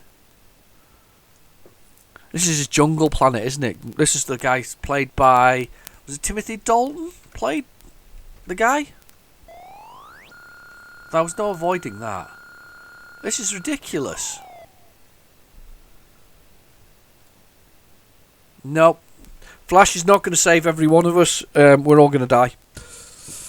Bye, Flash.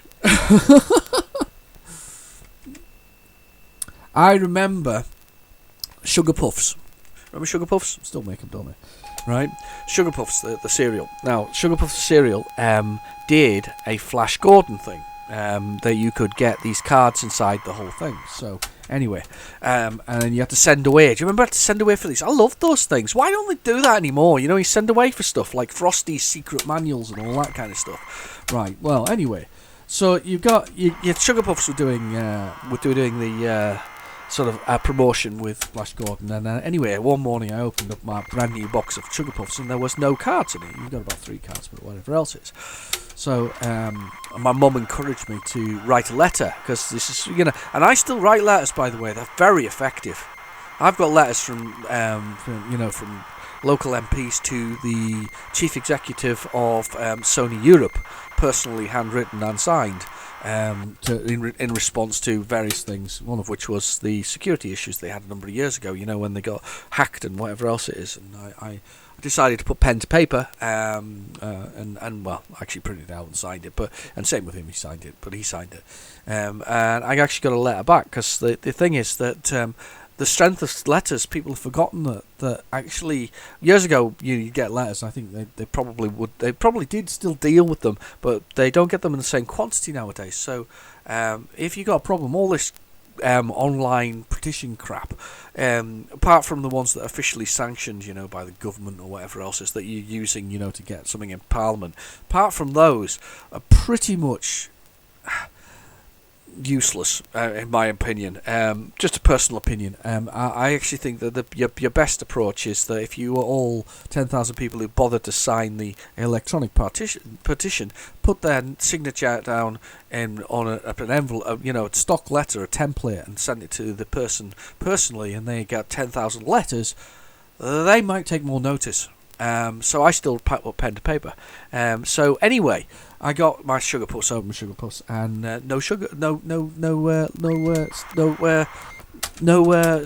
beautiful Flash Gordon things. Right. So my mum said the best thing to do, and we finished the tape, by the way. So this must be Viper 3 over the other side. I'm going to carry on because we've got time. We can do it. We can make it through this, because we're going to do those other ones as a bonus. Those extra ones, those extra 4 that we've got. So she said, put pen and paper and write to the Sugar Monster, because, well, why wouldn't you write to the Sugar Monster? So I wrote to the Sugar Monster, and I said, was he called Sugar Puff Monster? I can't remember what he was called. Was he called the Monster? He was, wasn't he? It was a monster, because we were all about sugar back then, weren't we? Anyway, so she said to write to him. So I did. I put pen and paper and wrote to him as a child. You know, dear Sugar Puff Monster, very disappointed to open my Sugar Puffs to discover that I hadn't got any. They like this loader. I hadn't got any. It's down there. So Viper 3 didn't happen. I'm going to put Viper 3 on the list, by the way, for the extra. So I'll put Viper 3 on. Viper 3. We'll do that. Right. Anyway, so I wrote to him and, you know, said I'm very disappointed, you know, that I didn't get my Flash Gordon stickers or little cards to go in and the booklet. Very, very disappointed. You know, I'm whatever age I was, you know, 9 or 10. You know, very disappointed. You know, damn whatever. A couple of weeks later, I got a letter back. Well, I got nothing but a letter. I got a package, and I was like, "Wow, got a package!" So it's my name on it. And I opened it up, and there's a letter signed by the Sugar Puff Monster himself. Signed it Monster in fluorescent yellow, which is really cool. It's dear, dear Christian. So I'm very sorry that dear Generic Demon, you knew my handle for dear Christian, I'm very sorry to hear that you didn't find your Flash Gordon cards within your Sugar Puffs. Please accept our sincerest apologies. Thank you for writing to us. So we'll rectify this right now. And they sent me, not just did they send me cards, but they sent me the booklet that went with it as well to fill up with every possible card for it. Now I bet that's worth a few quid nowadays. Bloody lost, isn't it? It's gone. It's gone. It's been lost in the history of parents chucking stuff out, that's children's stuff that they shouldn't really chuck out, because nowadays you would know not to chuck that kind of stuff out. But I came and I got the entire, and I enjoyed a morning of sticking in every sticker into that book that had come with it, and it was brilliant. I had the entire one, and it was so cool. It was like all the movie pictures from the whole Flash Gordon movie throughout it. It was absolutely amazing. I was so chuffed, and I'm sure the Sugar Puff letter's gone as well. But there is, and I still believe very much to this day, there is mileage in an awful lot of mileage in putting pen to paper or printing something out, putting your signature at the bottom of it, because in this day and age of electronic sort of communications, and I should know, I work in the industry. It's sometimes nicer to do that. Now, this is a game I really do enjoy, QAOP and Space. I've played this on a number of videos. I'm surprised how popular it was. I didn't actually own it back in the day. I think I have a Ricochet version of it, but I don't have the original. So Dan and Digby, a spin toward an asteroid. It's so beautifully done. Digby remains on the ship. And basically, Dan has to deactivate the bombs before it goes off. So you've got 2 hours before the planet goes in. And again, like that other game, it uses the time as its methodology for completing the level. And we've got to find these bombs, which are hidden in here. See if I can remember where they are.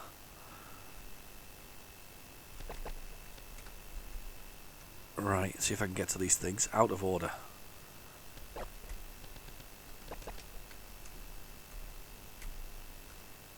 Can't remember what that is. Extra energy, I knew it was something like that. You have to jump on it to get it. So we're trying to find these bombs to stop to blow up this asteroid that the Mekon, a green dude with a very large head, is actually going to sort of launch at the Earth. And we've got 2 hours, and time is the factor. And technically, you have 2 hours. I'm assuming that's counting down in seconds properly, to complete the mission. It's really good. I do recommend this one. It floats around a lot. I hadn't realised how popular it was until I started doing What's on the Tape, because everybody seems to have played this game, and everybody seems to have put a copy on their. I think this is more ammo. I've fallen conscious for 10 minutes, and then I'm back in here. I've got some ammo back in my gun, thankfully. Will not succeed, Dan. I'm going to go down here. Let's see if I can find this bomb. I know where I am. I've played this so often, I think I know where I am. It's really nice though, it plays really well. There we go, that's where I want to be. I wish ammo was easier to get hold of. I think it's ammo. No, that's a self-destruct. So now I need to take it to the self-destruct system. Don't think it's here because this is the exit to the next part. No, put that down. It doesn't want us to self-destruct the thing. So I've got to take it to the self-destruct place, which I think is further on, down here somewhere. I think it's right at the very end of here. I think.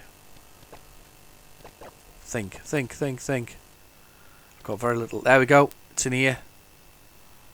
That's it. I've put it in, slides open. Elsewhere, a door slides open. You see, I've done it. See, I've done this so often, or played this so often here, that I can do it. Comic book wise, I don't know where the state of it is. I've discussed this before, but the Garth Ennis version is definitely my favourite version. He featured within Eagle Comics. he was very for a comic book character. He was very he was very, what's the word I'm looking for? He was kind of with it. He knew he was very self-aware of the current timing, because I got an Eagle comic recently which featured him and some of the celebrities at the time, some of which now are very much disgraced. But there was a parodies of that going on within the comic. So it's very self-aware. That's the word I was looking for. Self-aware. Fell underconscious, dropped a long way. I think I've got to this level before, but I don't think I've been very good at doing this level before. Go this way. It is a good game. It's so worth your time to play this one.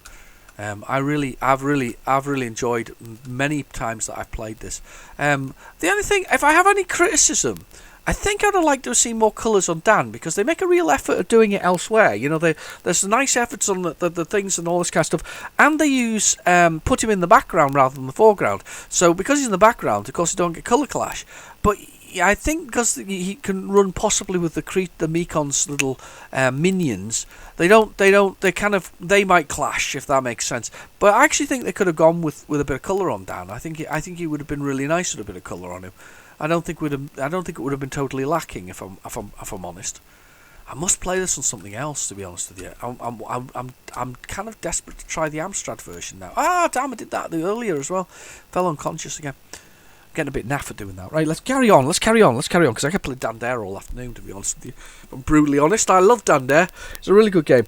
This should be Mikey, or Mickey, or Mikey. Mikey is a conversion of an arcade game of the same name by Konami. It's about a young gentleman who kind of chasing after his girlfriend, isn't it? It's basically about all the love of his girlfriend, so he's like collecting hearts and knocking people off seats with his buttocks. I know, it sounds really strange, but it's kind of... It's the 80s. We had games like this. I mean, I know we had a lot of whatever other kinds of games, but we had these weird sort of love-related games. It isn't food, it's love. If you've not noticed, there's a lot of food-related things. Everything has food in it. I love the fact that it has food. Food's one of my favourite things. Even if I am on diet, I still love food. I have to admit, being on a diet makes me love the foods you love even more, because the quantity's smaller. It's quite nice, actually. Anyway, but it's all food related. Bubble bobble, food related. All kinds of bits and pieces that are food related. Well, that ain't gonna load, is it? So let us fast forward that a little bit, so I get to the next one, and we'll get PlayZX on the case.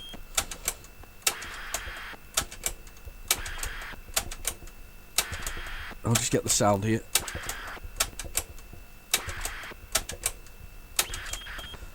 I think this is a Bob Wakeling cover as well, actually. It's another game I want for my collection. I have got the... I think it's something the movies or something similar. I have definitely got this somewhere. There we go. Right, so pop that out, and we'll get the tape in. See, I told you I would work out whether or not we were going to continue on. I think if I'd played those other games, I would have probably not gone for the whole hog here of doing all these games. But we've technically only got the 3 more to go. I know, it's so sad, isn't it? I'm going to miss you too. I'm going to miss you. Yeah, I'm definitely going to miss you. Yeah. Anyway, right. Okay. Let's just do that. Let's put on 3,000 emails. Let's push this button on there. The Hit Squad re-release is a whole minute less than the original, which is very weird. Why is the Hit Squad version a whole minute less? So weird. Right, back onto airplane mode. Let's press this play button, and let's go with a load. Load it. And let's go with it. Here goes Mikey. Yeah, I've got it on another, I think, compilation. I think I have the Hit Squad version. I'm not entirely sure. I'm not a Hit Squad collector by no means. However, to be fair, I was just looking over my sort of pile of things to be sorted. Sorry, Dave. Dave Birdsall of Brave Play Retrogames badly, is currently having sort of fits and seizures because he's seen my mess of piles of stuff to sort. Look, I like it that way, alright? Anyway, it's chaos. It's organised chaos. I like organised chaos. Yes, when the DS games hit the ceiling in the house, and by the way, my pile of DS games currently is over 6 feet tall, and it's just a pile straight up. So I'm working on my way to whatever else it is. I like this Jonathan Smith, by the way, whatever he's called, that puts his name backwards. Anyway, the name of the game, Imagine. I love that. Anyway, but I was looking over at my shelf of Hit Squad games that sort of accumulated. Some from Dave Plays Retrogames badly. Thank you, Mr. Dave. Mr. Dave Burton, Mr. Retrogames himself. And some from Andre, and some from other people, and some from Ben Steele. He sent me one recently. I hadn't got Cabal, for instance, just because he was, he wasn't collecting those, so he sent it over to me. So I've got quite a lot. I've looked it over. I must have about another 18 of them that have just turned up from people along the way that I hadn't had originally. Without trying, I've got quite a significant collection. I didn't realise I actually had. To be fair, I sent Dave all the ones that were rare that I didn't really care about, which is really funny because I'm not that bothered.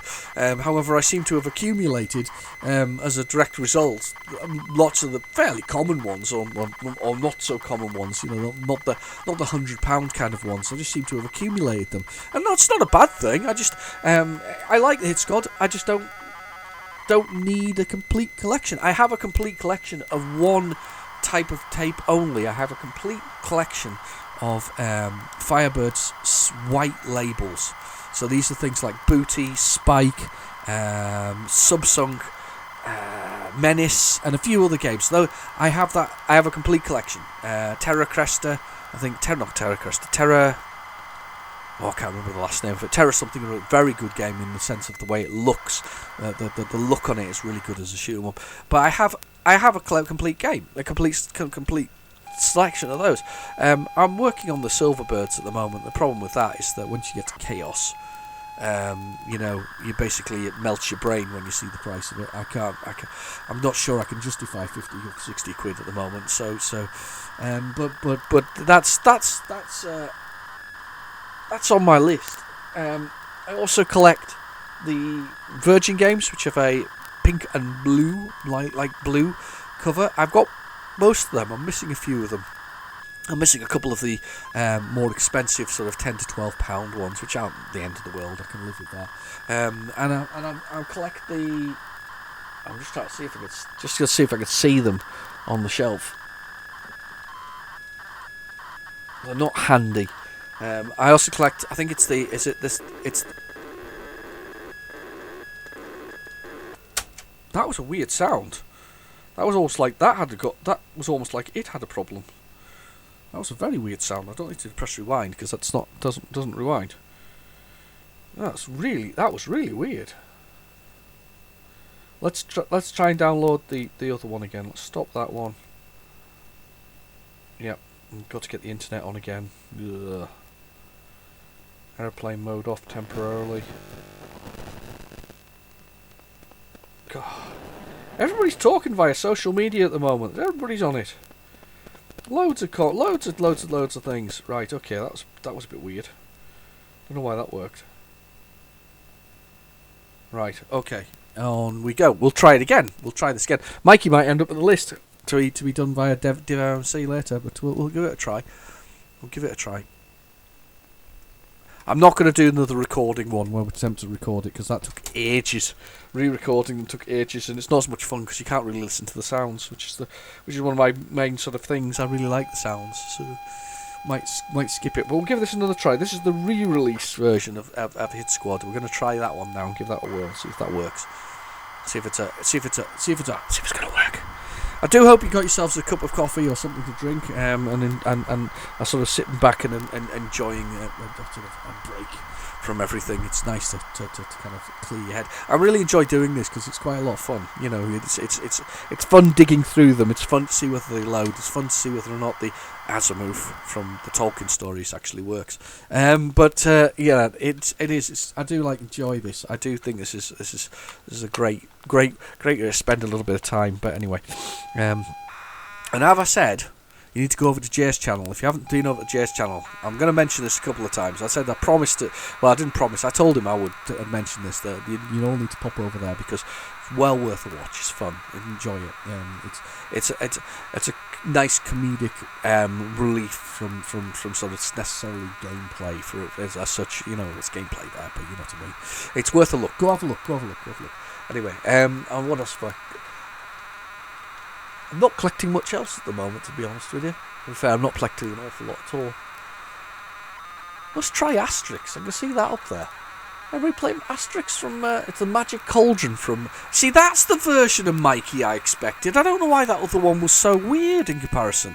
So there's Mikey with his... it was Asterix from Melbourne House, by the way, if I'm asking if you ever played it. The Magic Cauldron, it's called. It's one that I've got. And one that I fancy, and because we did the arcade challenge this week, if you haven't seen the arcade challenges that we do, they're quite fun. On Asterix, I just reminded me when I looked in there. Anyway, that's the Mikey I remember. That looks like the cover. I'm sure this is Bob Wakeland again. There's an old Bob Wakeland. I think he drew every cover, did he not, in the Spectrums in the 80s? But what a lovely tribute to the man. That his art is so stunning. But anyway, so Mikey's kind of a love-struck teenager, put through multiple different levels of hardship and harm, I guess. But that's the Mikey I expected. That's the loading screen I expected. The last one I didn't expect. I sometimes wonder where PlayZX gets its things from, because I don't think they're from necessarily legal sources. I think they pull them from one of the big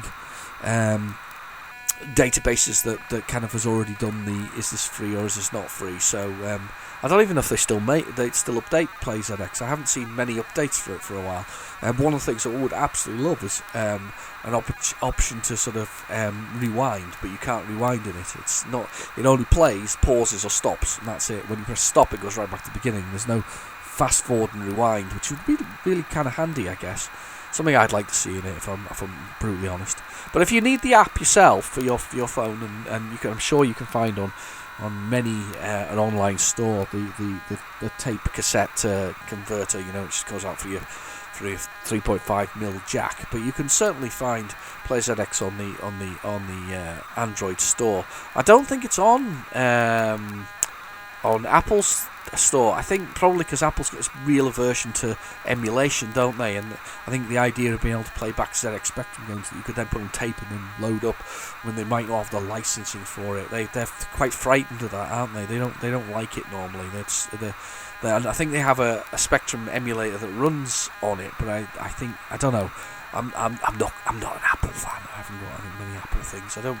In fact, I've got no Apple things at all. In fact, I avoid them like a plague. I just find them expensive, and to be fair, it's more of a cult thing than it necessarily it's a bit like the other week, when those young gentlemen. Did you listen to the radio things from a couple of weeks ago? If you haven't, there's some radio clips that I put them in as links to Google my Google Drive. You can download them and listen to them. They're quite interesting. It's from the recordings from the tape itself, and I've got a way of recording out the tapes, which is really good. But if you listen to those recordings, there was a story of an altar boy. Former altar boy raiding graves and making instruments out of the bones of the remains. You can't make it up, can you? I mean, that was a real story back in the 80s sometime. Him and his friends, and then they had some kind of ritualistic sort of, I don't know, sort of whatever, some kind of thing. They were praying to the almighty Satan, I guess. It's a bit like being an Apple owner, really. It's not entirely true. Sort of, but not entirely. Anyway, right, let's define the keys. I was just listening to the music.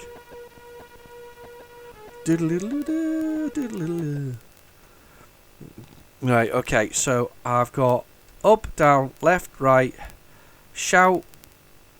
What can we do? I'm going to do M for throw. 1 for keyboard. And now there's 3 different levels, and I can't remember what you're meant to be doing on them. You're meant to be collecting hearts, I think. We've got to do...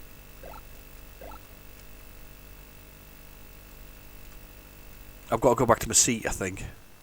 Yeah, you're not going to let him knock you off. You've got to collect the hearts in order as well, but you need to get all the hearts, so you've got to butt these people off their chair until they get off. I was on the chair, leave us alone, you nasty old man.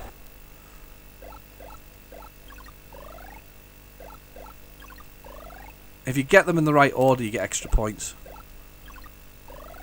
He's coming my way. Oh, he's coming after me. Leave us alone.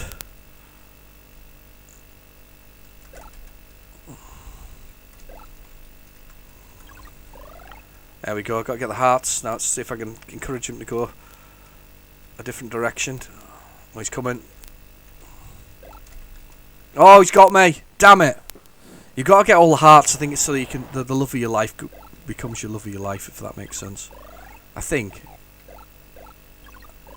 I'm not sure what the shout's for, though. Can anybody remember what the shout was for? Look at me running. Look how he runs, though. His legs are like to the way at the side. Woo! It's like some kind of wheeler dealer or something similar. Does it go the other way? Where are you going? He's still coming after me. Go away. Failure to teach success. I don't understand why he wants me so bad. Oh my god! Oh, he's got me from behind. That was just wrong.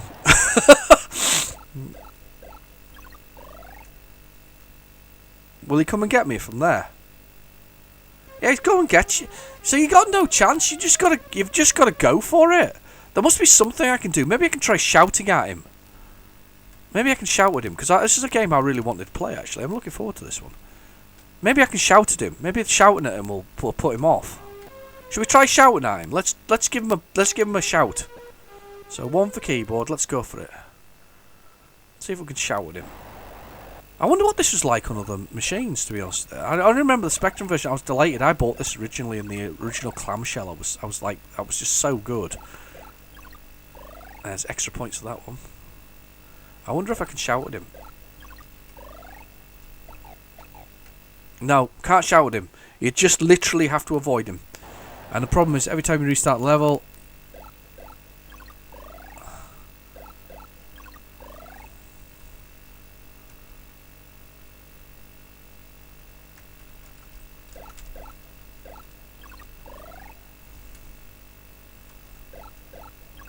Oh, get off! Oh, God. I'm sorry, concentrating now. Look at this. They've got a bit of silence on me because I'm trying to concentrate.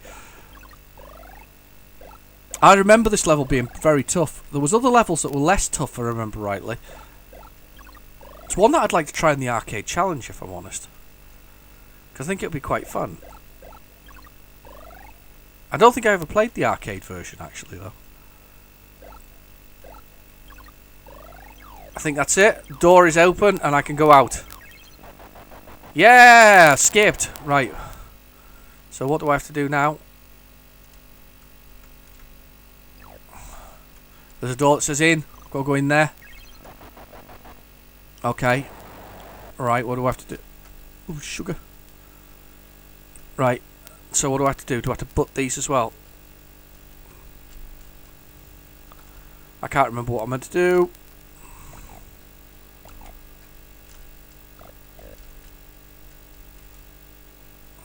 I've got a ball.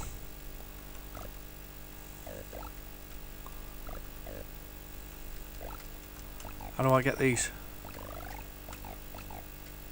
I've got to shout at them.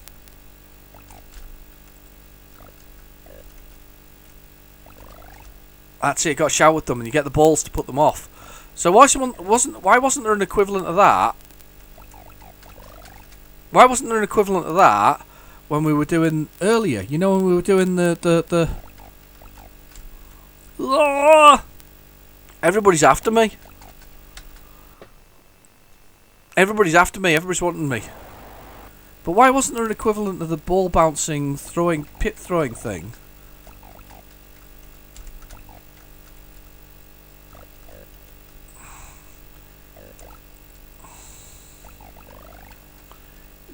In the school teachers thing. There must have been. I just didn't see it. That's the problem. There must have been.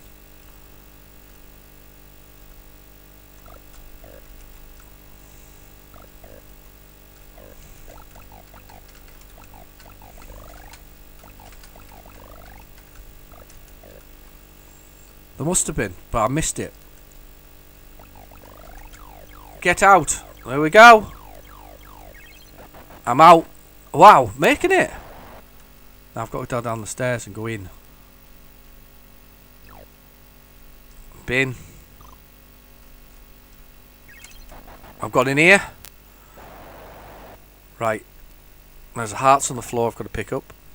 I'm going to guess that I can throw chicken at them. Yes, I can. And they eat the chicken. This should be a lot easier. Yeah, that was a lazy room. Canteen, hold on. Right, gotta go down there and go in. This is so cool. I'm really enjoying this one. I think you can tell I'm kind of enjoying this one. Oh, gotta avoid the aerobic dancers. It's more like Pac-Man now.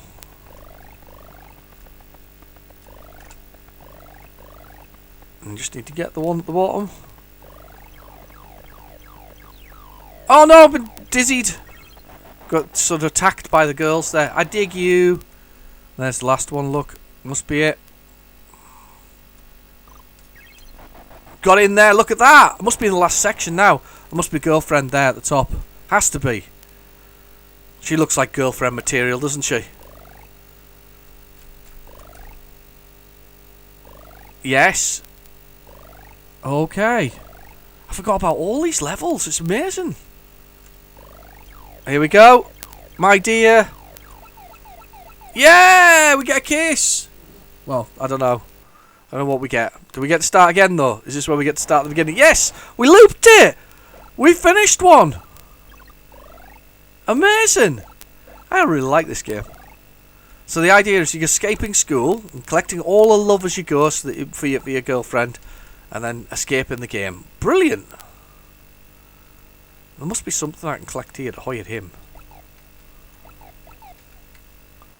You'd think I'd be able to shout at something or do something, wouldn't you? That's cool. I remember enjoying this a lot. It's for me, it's a bit Pac-Man-y, isn't it? You know, because you really are. Apart from obviously there's butting people off there and then picking stuff up, it's kind of Pac-Man-y in the feel of it. Kind of like that. That's kind of good. Right, let's put our name in and we'll go for that. We'll go there. We'll go like this. Oh, I got a really good score as well. That's excellent. Right, on we go. What we got next? Blind Panic. I'm delighted with that. I really enjoyed that. I miss Mikey. I haven't played that in years. Right, okay, let's go for it. Let's do a reset. And let's push the button. And we'll push the... Oh. That's a bit of... Here we go.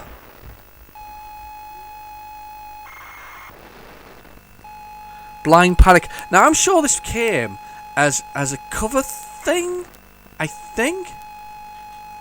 Now somebody mentioned the other day that there's like a background noise sometimes on these tapes that are actually there. Sorry about that, I had to close the door. Noisy people.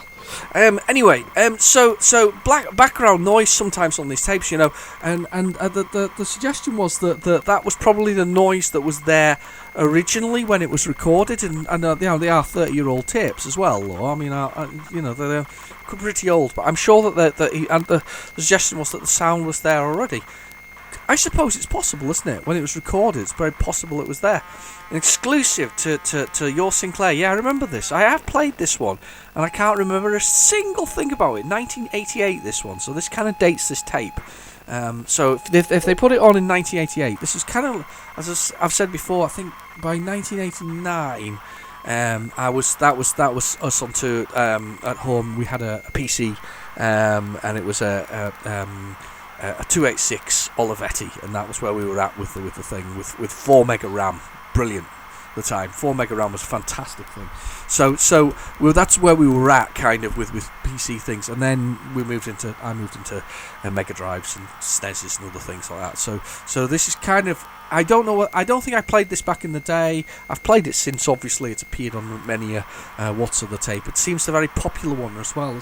It's interesting. I love finding out what people loved or didn't love, or what they recorded and what they didn't record.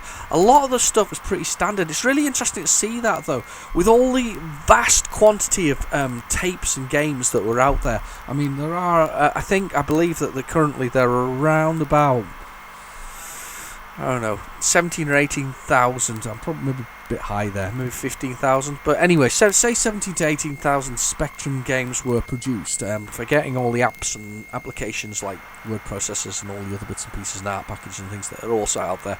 And we say that there was that many games produced. It's interesting to see that, say, there are probably 200 games. Maybe in my lot, there's probably 100 games that we've seen. I've done 100 episodes. We've done 60 opposite episodes. So say there's 50 games that keep looping around, that you keep reappearing. Manic Miner being one of them, Trucky Egg being another one. That's the first time I think I've seen Head Over Heels on my things. We've seen Cobra before. Dan Dare makes a lot of appearances. Isn't that strange? And back in the day, I didn't play Dan Dare. I really didn't play Dan Dare.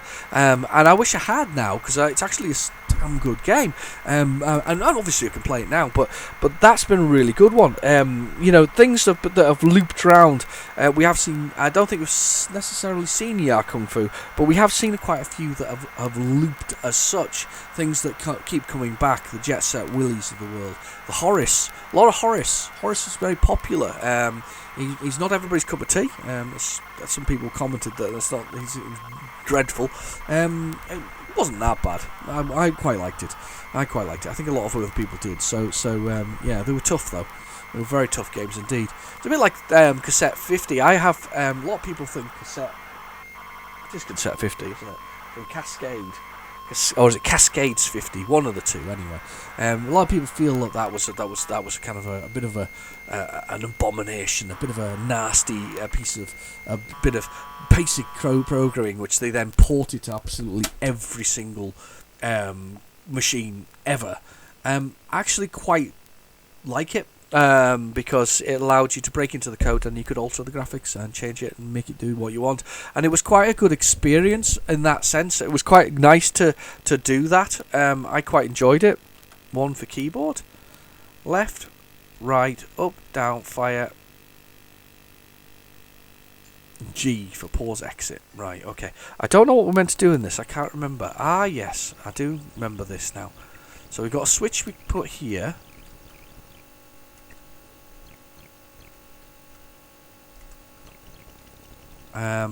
I think we're trying to collect keys.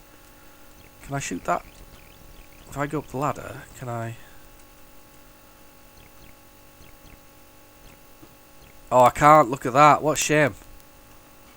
What a shame. Maybe if I shoot that one, can I get this one and do that? Because I get that cyan key. You'll see if I can do that. We'll see if we can. No, it's not steered. Not steered at all. Hang on. I'm being refilled with coffee. We're having a refill. It's been an hour, 2 in fact, since the last one. So we've got a refill. We're fully charged. It's my working fuel. It's the fuel for the future. Look at the graphics though. They're really good, aren't they? And do you know something? I bet these guys are wishing they'd never released this for free. On the I like this gun, how it points to one side when he's got the ladder. I bet they're wishing that they hadn't given this one away for free. It's because it's quite a good game. It's a puzzle element. I'm not entirely sure what the aim of the game is. I'm guessing it's a puzzle sort of get your way out of here something, I guess, because there doesn't seem to be anything other than going up as an option. So here we go, we're climbing. The pink keys obviously open key sections. This is going to shut that and open that. So that's utterly useless to us. And we're going to go jump across here. Let's jump over here. We have played this one before, and as I say, I quite like it. Oh my god, it is actually possible to get yourself completely stuck though. This is why I got G and quit, because you get stuck completely. And no, it's quite good though. I quite like that one. That's a one. I also like the fact that if you look at those creatures as well on the side of the screen, somebody's gone to the trouble of making sure there's no colour clash. So he actually has teeth that open and are nice coloured. And there's no clash going on there, and there's all the things around it. They've made that absolutely spot on. That's really good. No colour clash at all. Love it. Brilliant game. Really nice. Brilliant game, but that I don't know how to play. But anyway, on we go. We have got Jack the Nipper. Do do do do do do do. And it does it badly as well, badly tuned. That kind of thing. You must have heard it. Yeah, anyway, I'm putting it on to see if we get the 48k version. Not 48k version, the 128k, see if it'll load on that.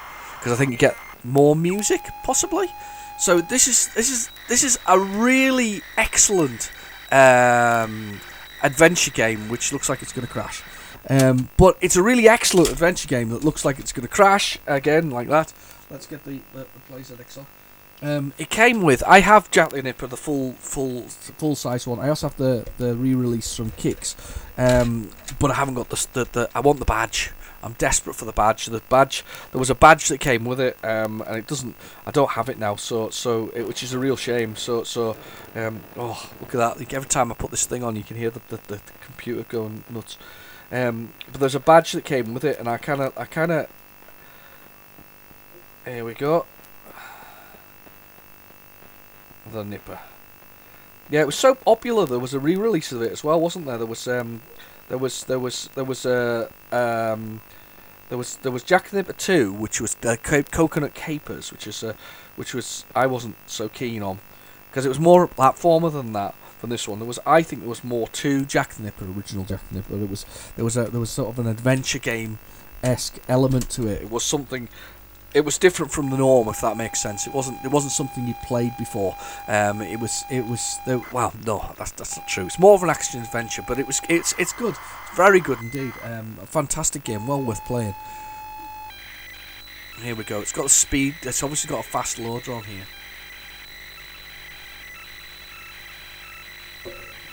I guess that's quite hard to copy, to be honest with you. It quite frequently does that. Basically, he's a very naughty little boy, is Jack the Nipper. I think his dad's got a slipper in his hand there.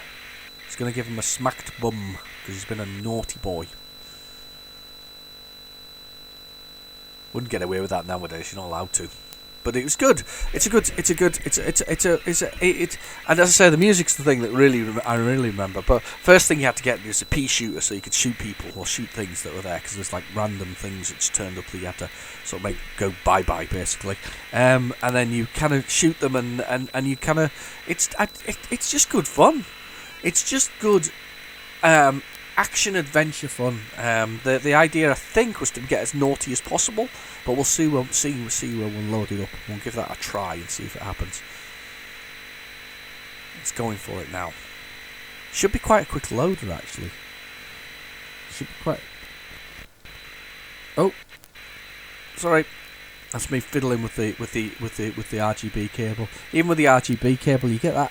There's that slight feedback from spectrums, that kind of noise that I think comes from the way that they were designed. I may be completely wrong. You can put it in the comments. But always my ZX, my original 48k Spectrum, there was always kind of like low sort of metallic-y whistle that was there, even when it was repaired twice. You know, it had to be refurbed because the keyboard broke and things like that. You know, I needed a new membrane. But it was always a sort of metallic sort of noise that was attached to it. It's still there to this day. It's still you know, on these versions it's still there. I guess it's probably, you're gonna probably tell me it's capacitors and that you know, the replacement of them will probably solve it. You're probably right. So, but it's another one on the list. It's another list of things to do. Now I'm having some more coffee because it's nice and hot and it's ready to go. So let's do that. So we will tackle. There you go.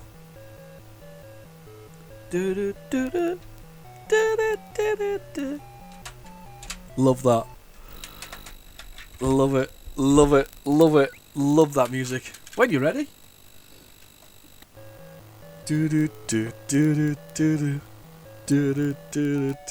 No idea.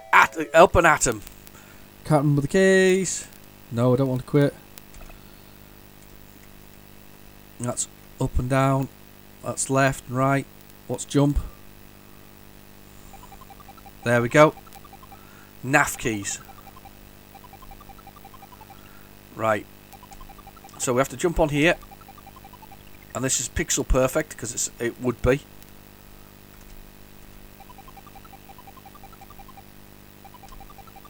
So we need to be... Oh, damn you. So I'm going up to the pea shooter that's on the shelf by the teddy bear.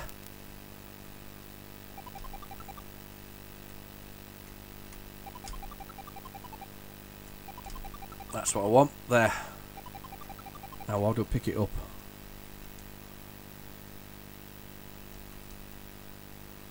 So that's up and down. What would possibly be pick up? Is it 1 and 2? 1. It is 1.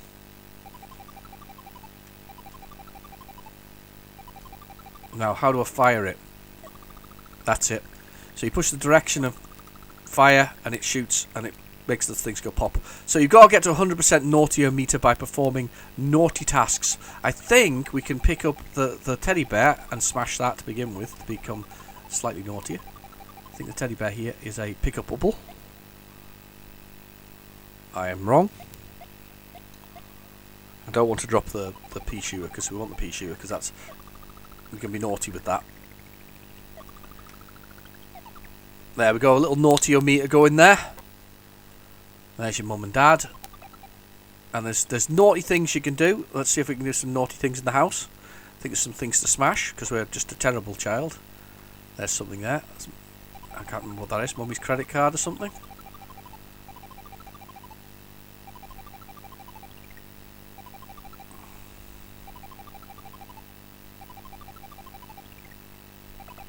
There's a way to get up here. How do we get up?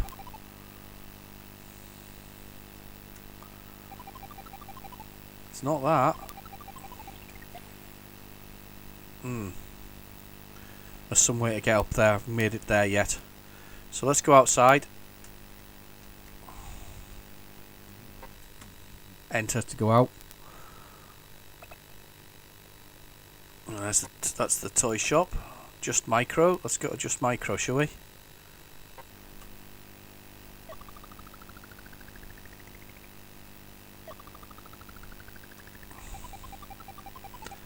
Right, is that a way to get up?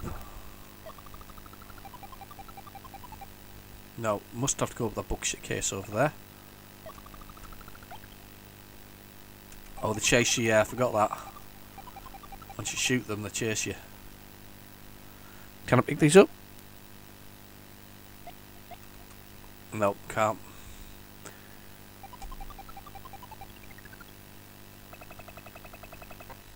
I'll go outside. Don't remember where we're going to. The problem with Jack Nipper is that I remember it, but I can't remember what I'm going to do with it. Burnt beans. Jumbo nuts. There's the dentist. There's a ball.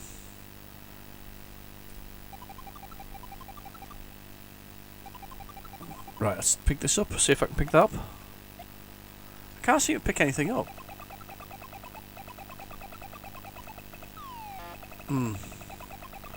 Did you play Jack the Nipper? Do you remember what I'm meant to do? Because I can't remember for the life of me. I just remember the graphics being very good, enjoying it a lot because it was a very it enthralled me at the time. There was plenty of rooms and places to go to. It felt a good game and really enjoyable. I'm sure there's things you've got to pick up to do things with things, and I can't remember what they are for the life of me. Mr. Bloom.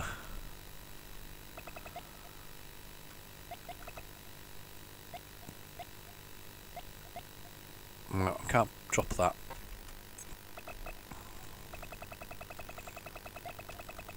Can't pick that up either. Some poison there. Let's see if we can. Let's see if we can get some poison. Pick that up. Yes, we can get some poison. God knows what we can do with that. Can we poison his plants? If we drop it on his flower there, can we kill his flower? No, but we can probably take it and put it somewhere that's naughty. I like the way you get a spanked bottom, a rashed bottom when you've been too naughty. Technology research. Let's see what's in technology research. That's a computer. There's an alien. Nope, can't do anything with that there. We're going to have to do something with the poison though. It's one of those kind of games where you had to put things together to make things happen. Okay. Oh. Yeah. I'm just having a little explore. Ah. No. Something about the flowers. I remember that. There's something about the flowers we have to do to make the flowers break. Let's go straight for you. Alright, being naughty there. Let's have a look down here. Raining dogs. Cats and dogs.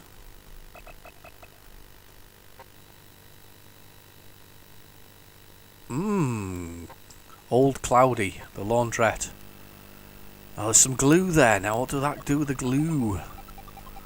That's what I'm saying. There's lots of things here. I just can't remember the combinations of where you put them. It should be relatively straightforward, but it never is with these things. You know, it should be straightforward, but it isn't. The one game I would like to try again, and I was sent a copy of it by the same gentleman, lovely Andre Russell, who sent me this one here, this tape. He sent me a copy of How to Be a Complete Bastard, which is the book by Adrian Edmondson, and became a game, and I rather like that because it had a really weird way to do its rooms. You kind of had two views, one angle and another angle, and the point was that you had to basically become a bastard by doing naughty things. And I do you know something? I got every letter bar the last letter, because you have to sort of spell out letters for every naughty thing you do that stays permanently. You do that. So I actually completed it, but a really bad way, because you could get a full letter by basically getting a chainsaw and hacking somebody up with it at this party, and I got the chainsaw and I hacked up somebody to finish it all off, and unfortunately you don't win with that one. You'd have thought you would have done, but you don't. Apparently that's too permanent a way to finish the game. So I'm just seeing if there's anything else at the end of this tape, because we just had Jack the Nipper and there's quite a lot of tape left, and this person was fairly strategic with their approach to things. It is possible that it's blank, but a street sound, streetwise street sound tape. Here we go. This is the end of that tape.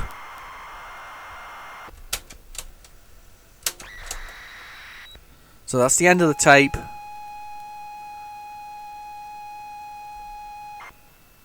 Ghosts. There are more things on here. Let us continue. This is exciting. I have no idea what Ghosts is. Oh, it's not Ghostbusters again. Oh god, it's Ghostbusters. Oh, last week we had 8 copies of Ghostbusters on the same tape. Do you remember that? Oh, dear god. Could be, you know. It's good to see something else, though. So we got a what's on the tape after all, you know. We found something different. We found something slightly not the norm. There's something else I want to try as well that's come out recently. There's been a release for the Commodore 64 of Attic Attack, a game that is synonymous with fantastic graphics and great gameplay on the Spectrum, and well loved and beloved by the community. But they have made a Commodore 64 version, and I have to admit, it looks pretty tasty. So I do want to try that. Oh, Ghosts and Goblins, you little beast! I love this one. I'm still trying to find a clamshell version of it. I haven't found one that's cheap enough, really, because it's fairly common. It was one game that I bought myself with my pocket money and then spent all afternoon swearing about it because it was so hard in '86. It's one of them games that's extreme. It starts by just basically setting the bar high, and even nowadays in modern terminology, it still sets the bar high. I think it's rather nice though that if you've got a Switch, you can have the obviously the SNES and the NES emulation that's there, but they have a rewind functionality. So if you're playing, which is it Ghosts and Goblins? It's Ghosts and Ghouls, which is the next one on. But there's a rewind, so if you mess up that jump, you can always rewind it slightly and do it. So it's a terrible cheat, because the game is incredibly hard for a reason. It was designed to test your mettle, but in a strange sort of way, it's quite nice to see further on in the game where I never got to previously, because I can rewind and just go back a little bit and oops, you made a mistake there. I'll just take that back. So in a strange sort of way, it's quite nice to see further on in the game. I've never been good enough to finish a Ghosts and Goblins or Ghouls and Ghosts game. It's just they're just beyond me. Another game that I really want though, and I need unfortunately you can't order it in the UK, which is really a shame. It's a physical version. Is Princess Madeline, which is basically the fan made, probably spiritual successor to the latest to Ghosts and Ghouls, or Ghosts and Goblins. It was created by a developer, or a guy who developed it. With basically his daughter liked the game, and she was quite young, and she liked the game, and she said, "Dad, why can't it be a girl doing it?" So Princess Madeline was born, and the graphics and the thing is a real homage to these things. Unfortunately, to get an official version of it on the Switch, anyway, you can download it from Steam and other places, but it's there's something about, I like owning the physical copy of a game still. I do love that as a collector. So it's a game that I need to order, but at the moment it's not going to come because it's unfortunately in a country that you can't get anything out. To be fair, I'm surprised anything's really moving that much at the moment anyway, but yeah, it's so it's somewhere I can't get at the moment. And to be fair, it's quite costly. It's like £50 when it's about £20 if you buy it online. I suspect it's even cheaper if you buy it from something like Steam. Just wait for that all-important sort of sale that comes along. I'm very disappointed in whoever made these tapes, though, because we didn't get a little typed-up thing saying on there that there was Ghosts and Goblins at the end of it. Very disappointed. It's terrible. But at least we've got something different. We have something different. It is really nice to see there's something different. Right.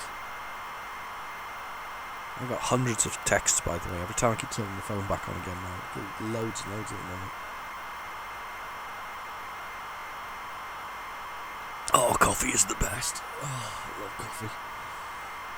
They say caffeine's bad for you, but I love it. I really do. I don't think I could survive without caffeine. It really is just brilliant. Caffeine-free coffee. Oh.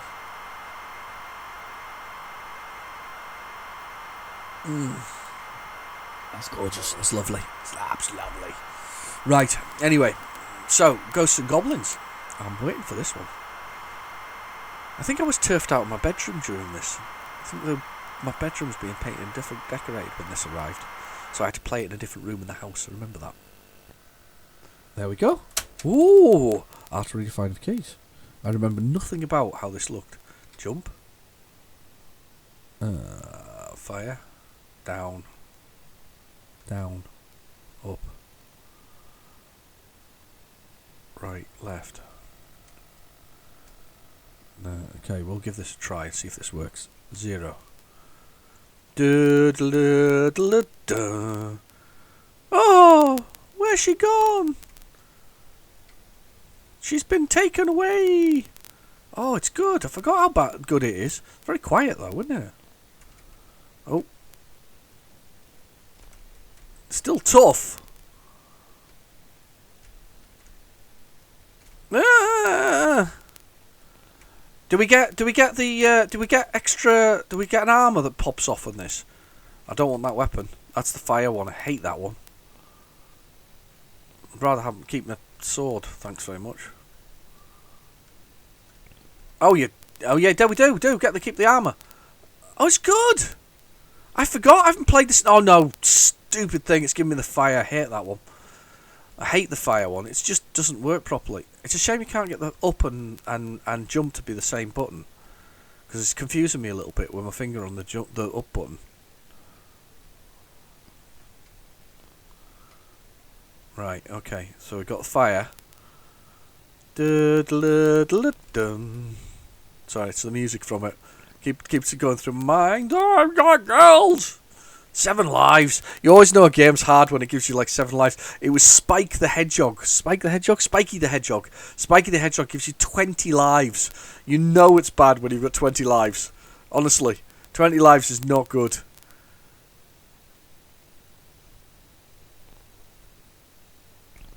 Oh damn you! That blooming flower thing is just horrendous. And I think I just stood there while I took a hit. I hate this thing as well, this weapon. It's just naff. Just rubbish. Get away from me. Yeah, I think this is how well it went when I played it back in 1986 as well. It was about this well when I first started playing it. It's really rubbish at it. Took real practice to get this to get better at it. Especially, as I say, the confusion here is the jump and jumping up should be the same blooming button, but they aren't. There's jumping up and whatever else is.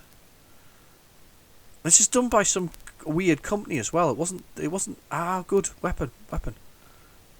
Better one. At least I got a better weapon though. Thank you.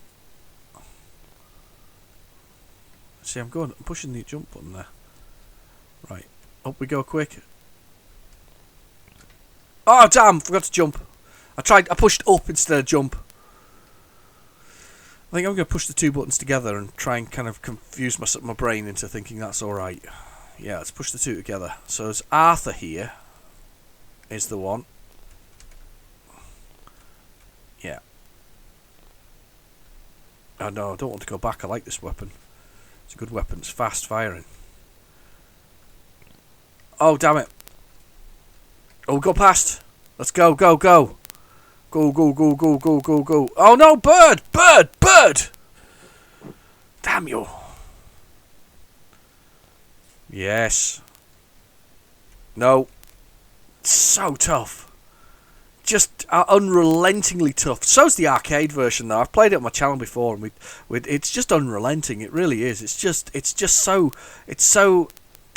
precise and accurate and challenging. It just, I have the utmost respect for it for that reason. You know, I do. I have the utmost respect for Ghosts and Goblins for the fact that it is this challenging game that really is there to challenge, and I have a lot of respect for the fact that it's there to challenge. Let's see if we can get to there's a demon here, and I always remember this one. He's really horrible. There he is. And he charges down on you like that, and then he naffs all over you, poops all over you, like a massive demon poo. I hate him. There you go. You guys stay there. Here we go. I'm going for it. And we're going. Let's fire at this guy. I'm going to try going along the bottom, but I think that's going to be a mistake. No, it's going to be a mistake. Ah, you... Damn you. There we go, got him. Right, going for it. There we go. Firing like mad. Here he comes. Oh god, he's horrible. No, leave me alone. I won't not hurt you. Oh, I don't want to kill you with my sword. He's horrible. I remember that was the thing. I think I got killed there a lot, and it really frustrated me. I mean, extremely frustrated me. I was so upset about that when I was a kid. Just that particular part of the level, and when I got past it, and it's like there's a water bit next, and I was like, I was delighted. It was like the biggest achievement of our life at that point, I think. So, oh god, yeah, biggest achievement of life at that point. Oh, bird got me. I think it's all over. Oh, we got it all right. Let's put our name in. Let's put it in capitals because I'm cool. I can't believe there's more on this tape though. I'm quite.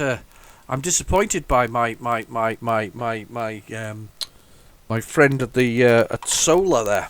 What the name of the people who do the glass and the patios that made this. Oh no, they didn't make it, but it was somebody's letter-headed paper. Let's see if there's anything else. We've got a lot of tape left. There's got to be more on here. Can't quite be that. That can't be the only thing that's on here. It might be though.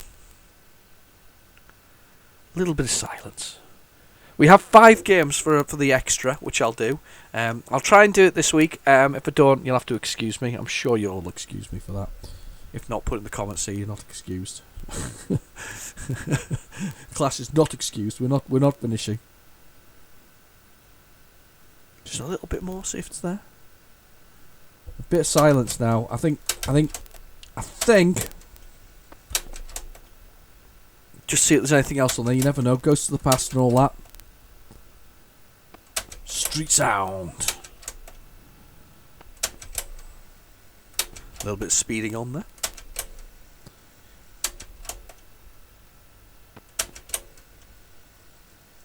Good spin on.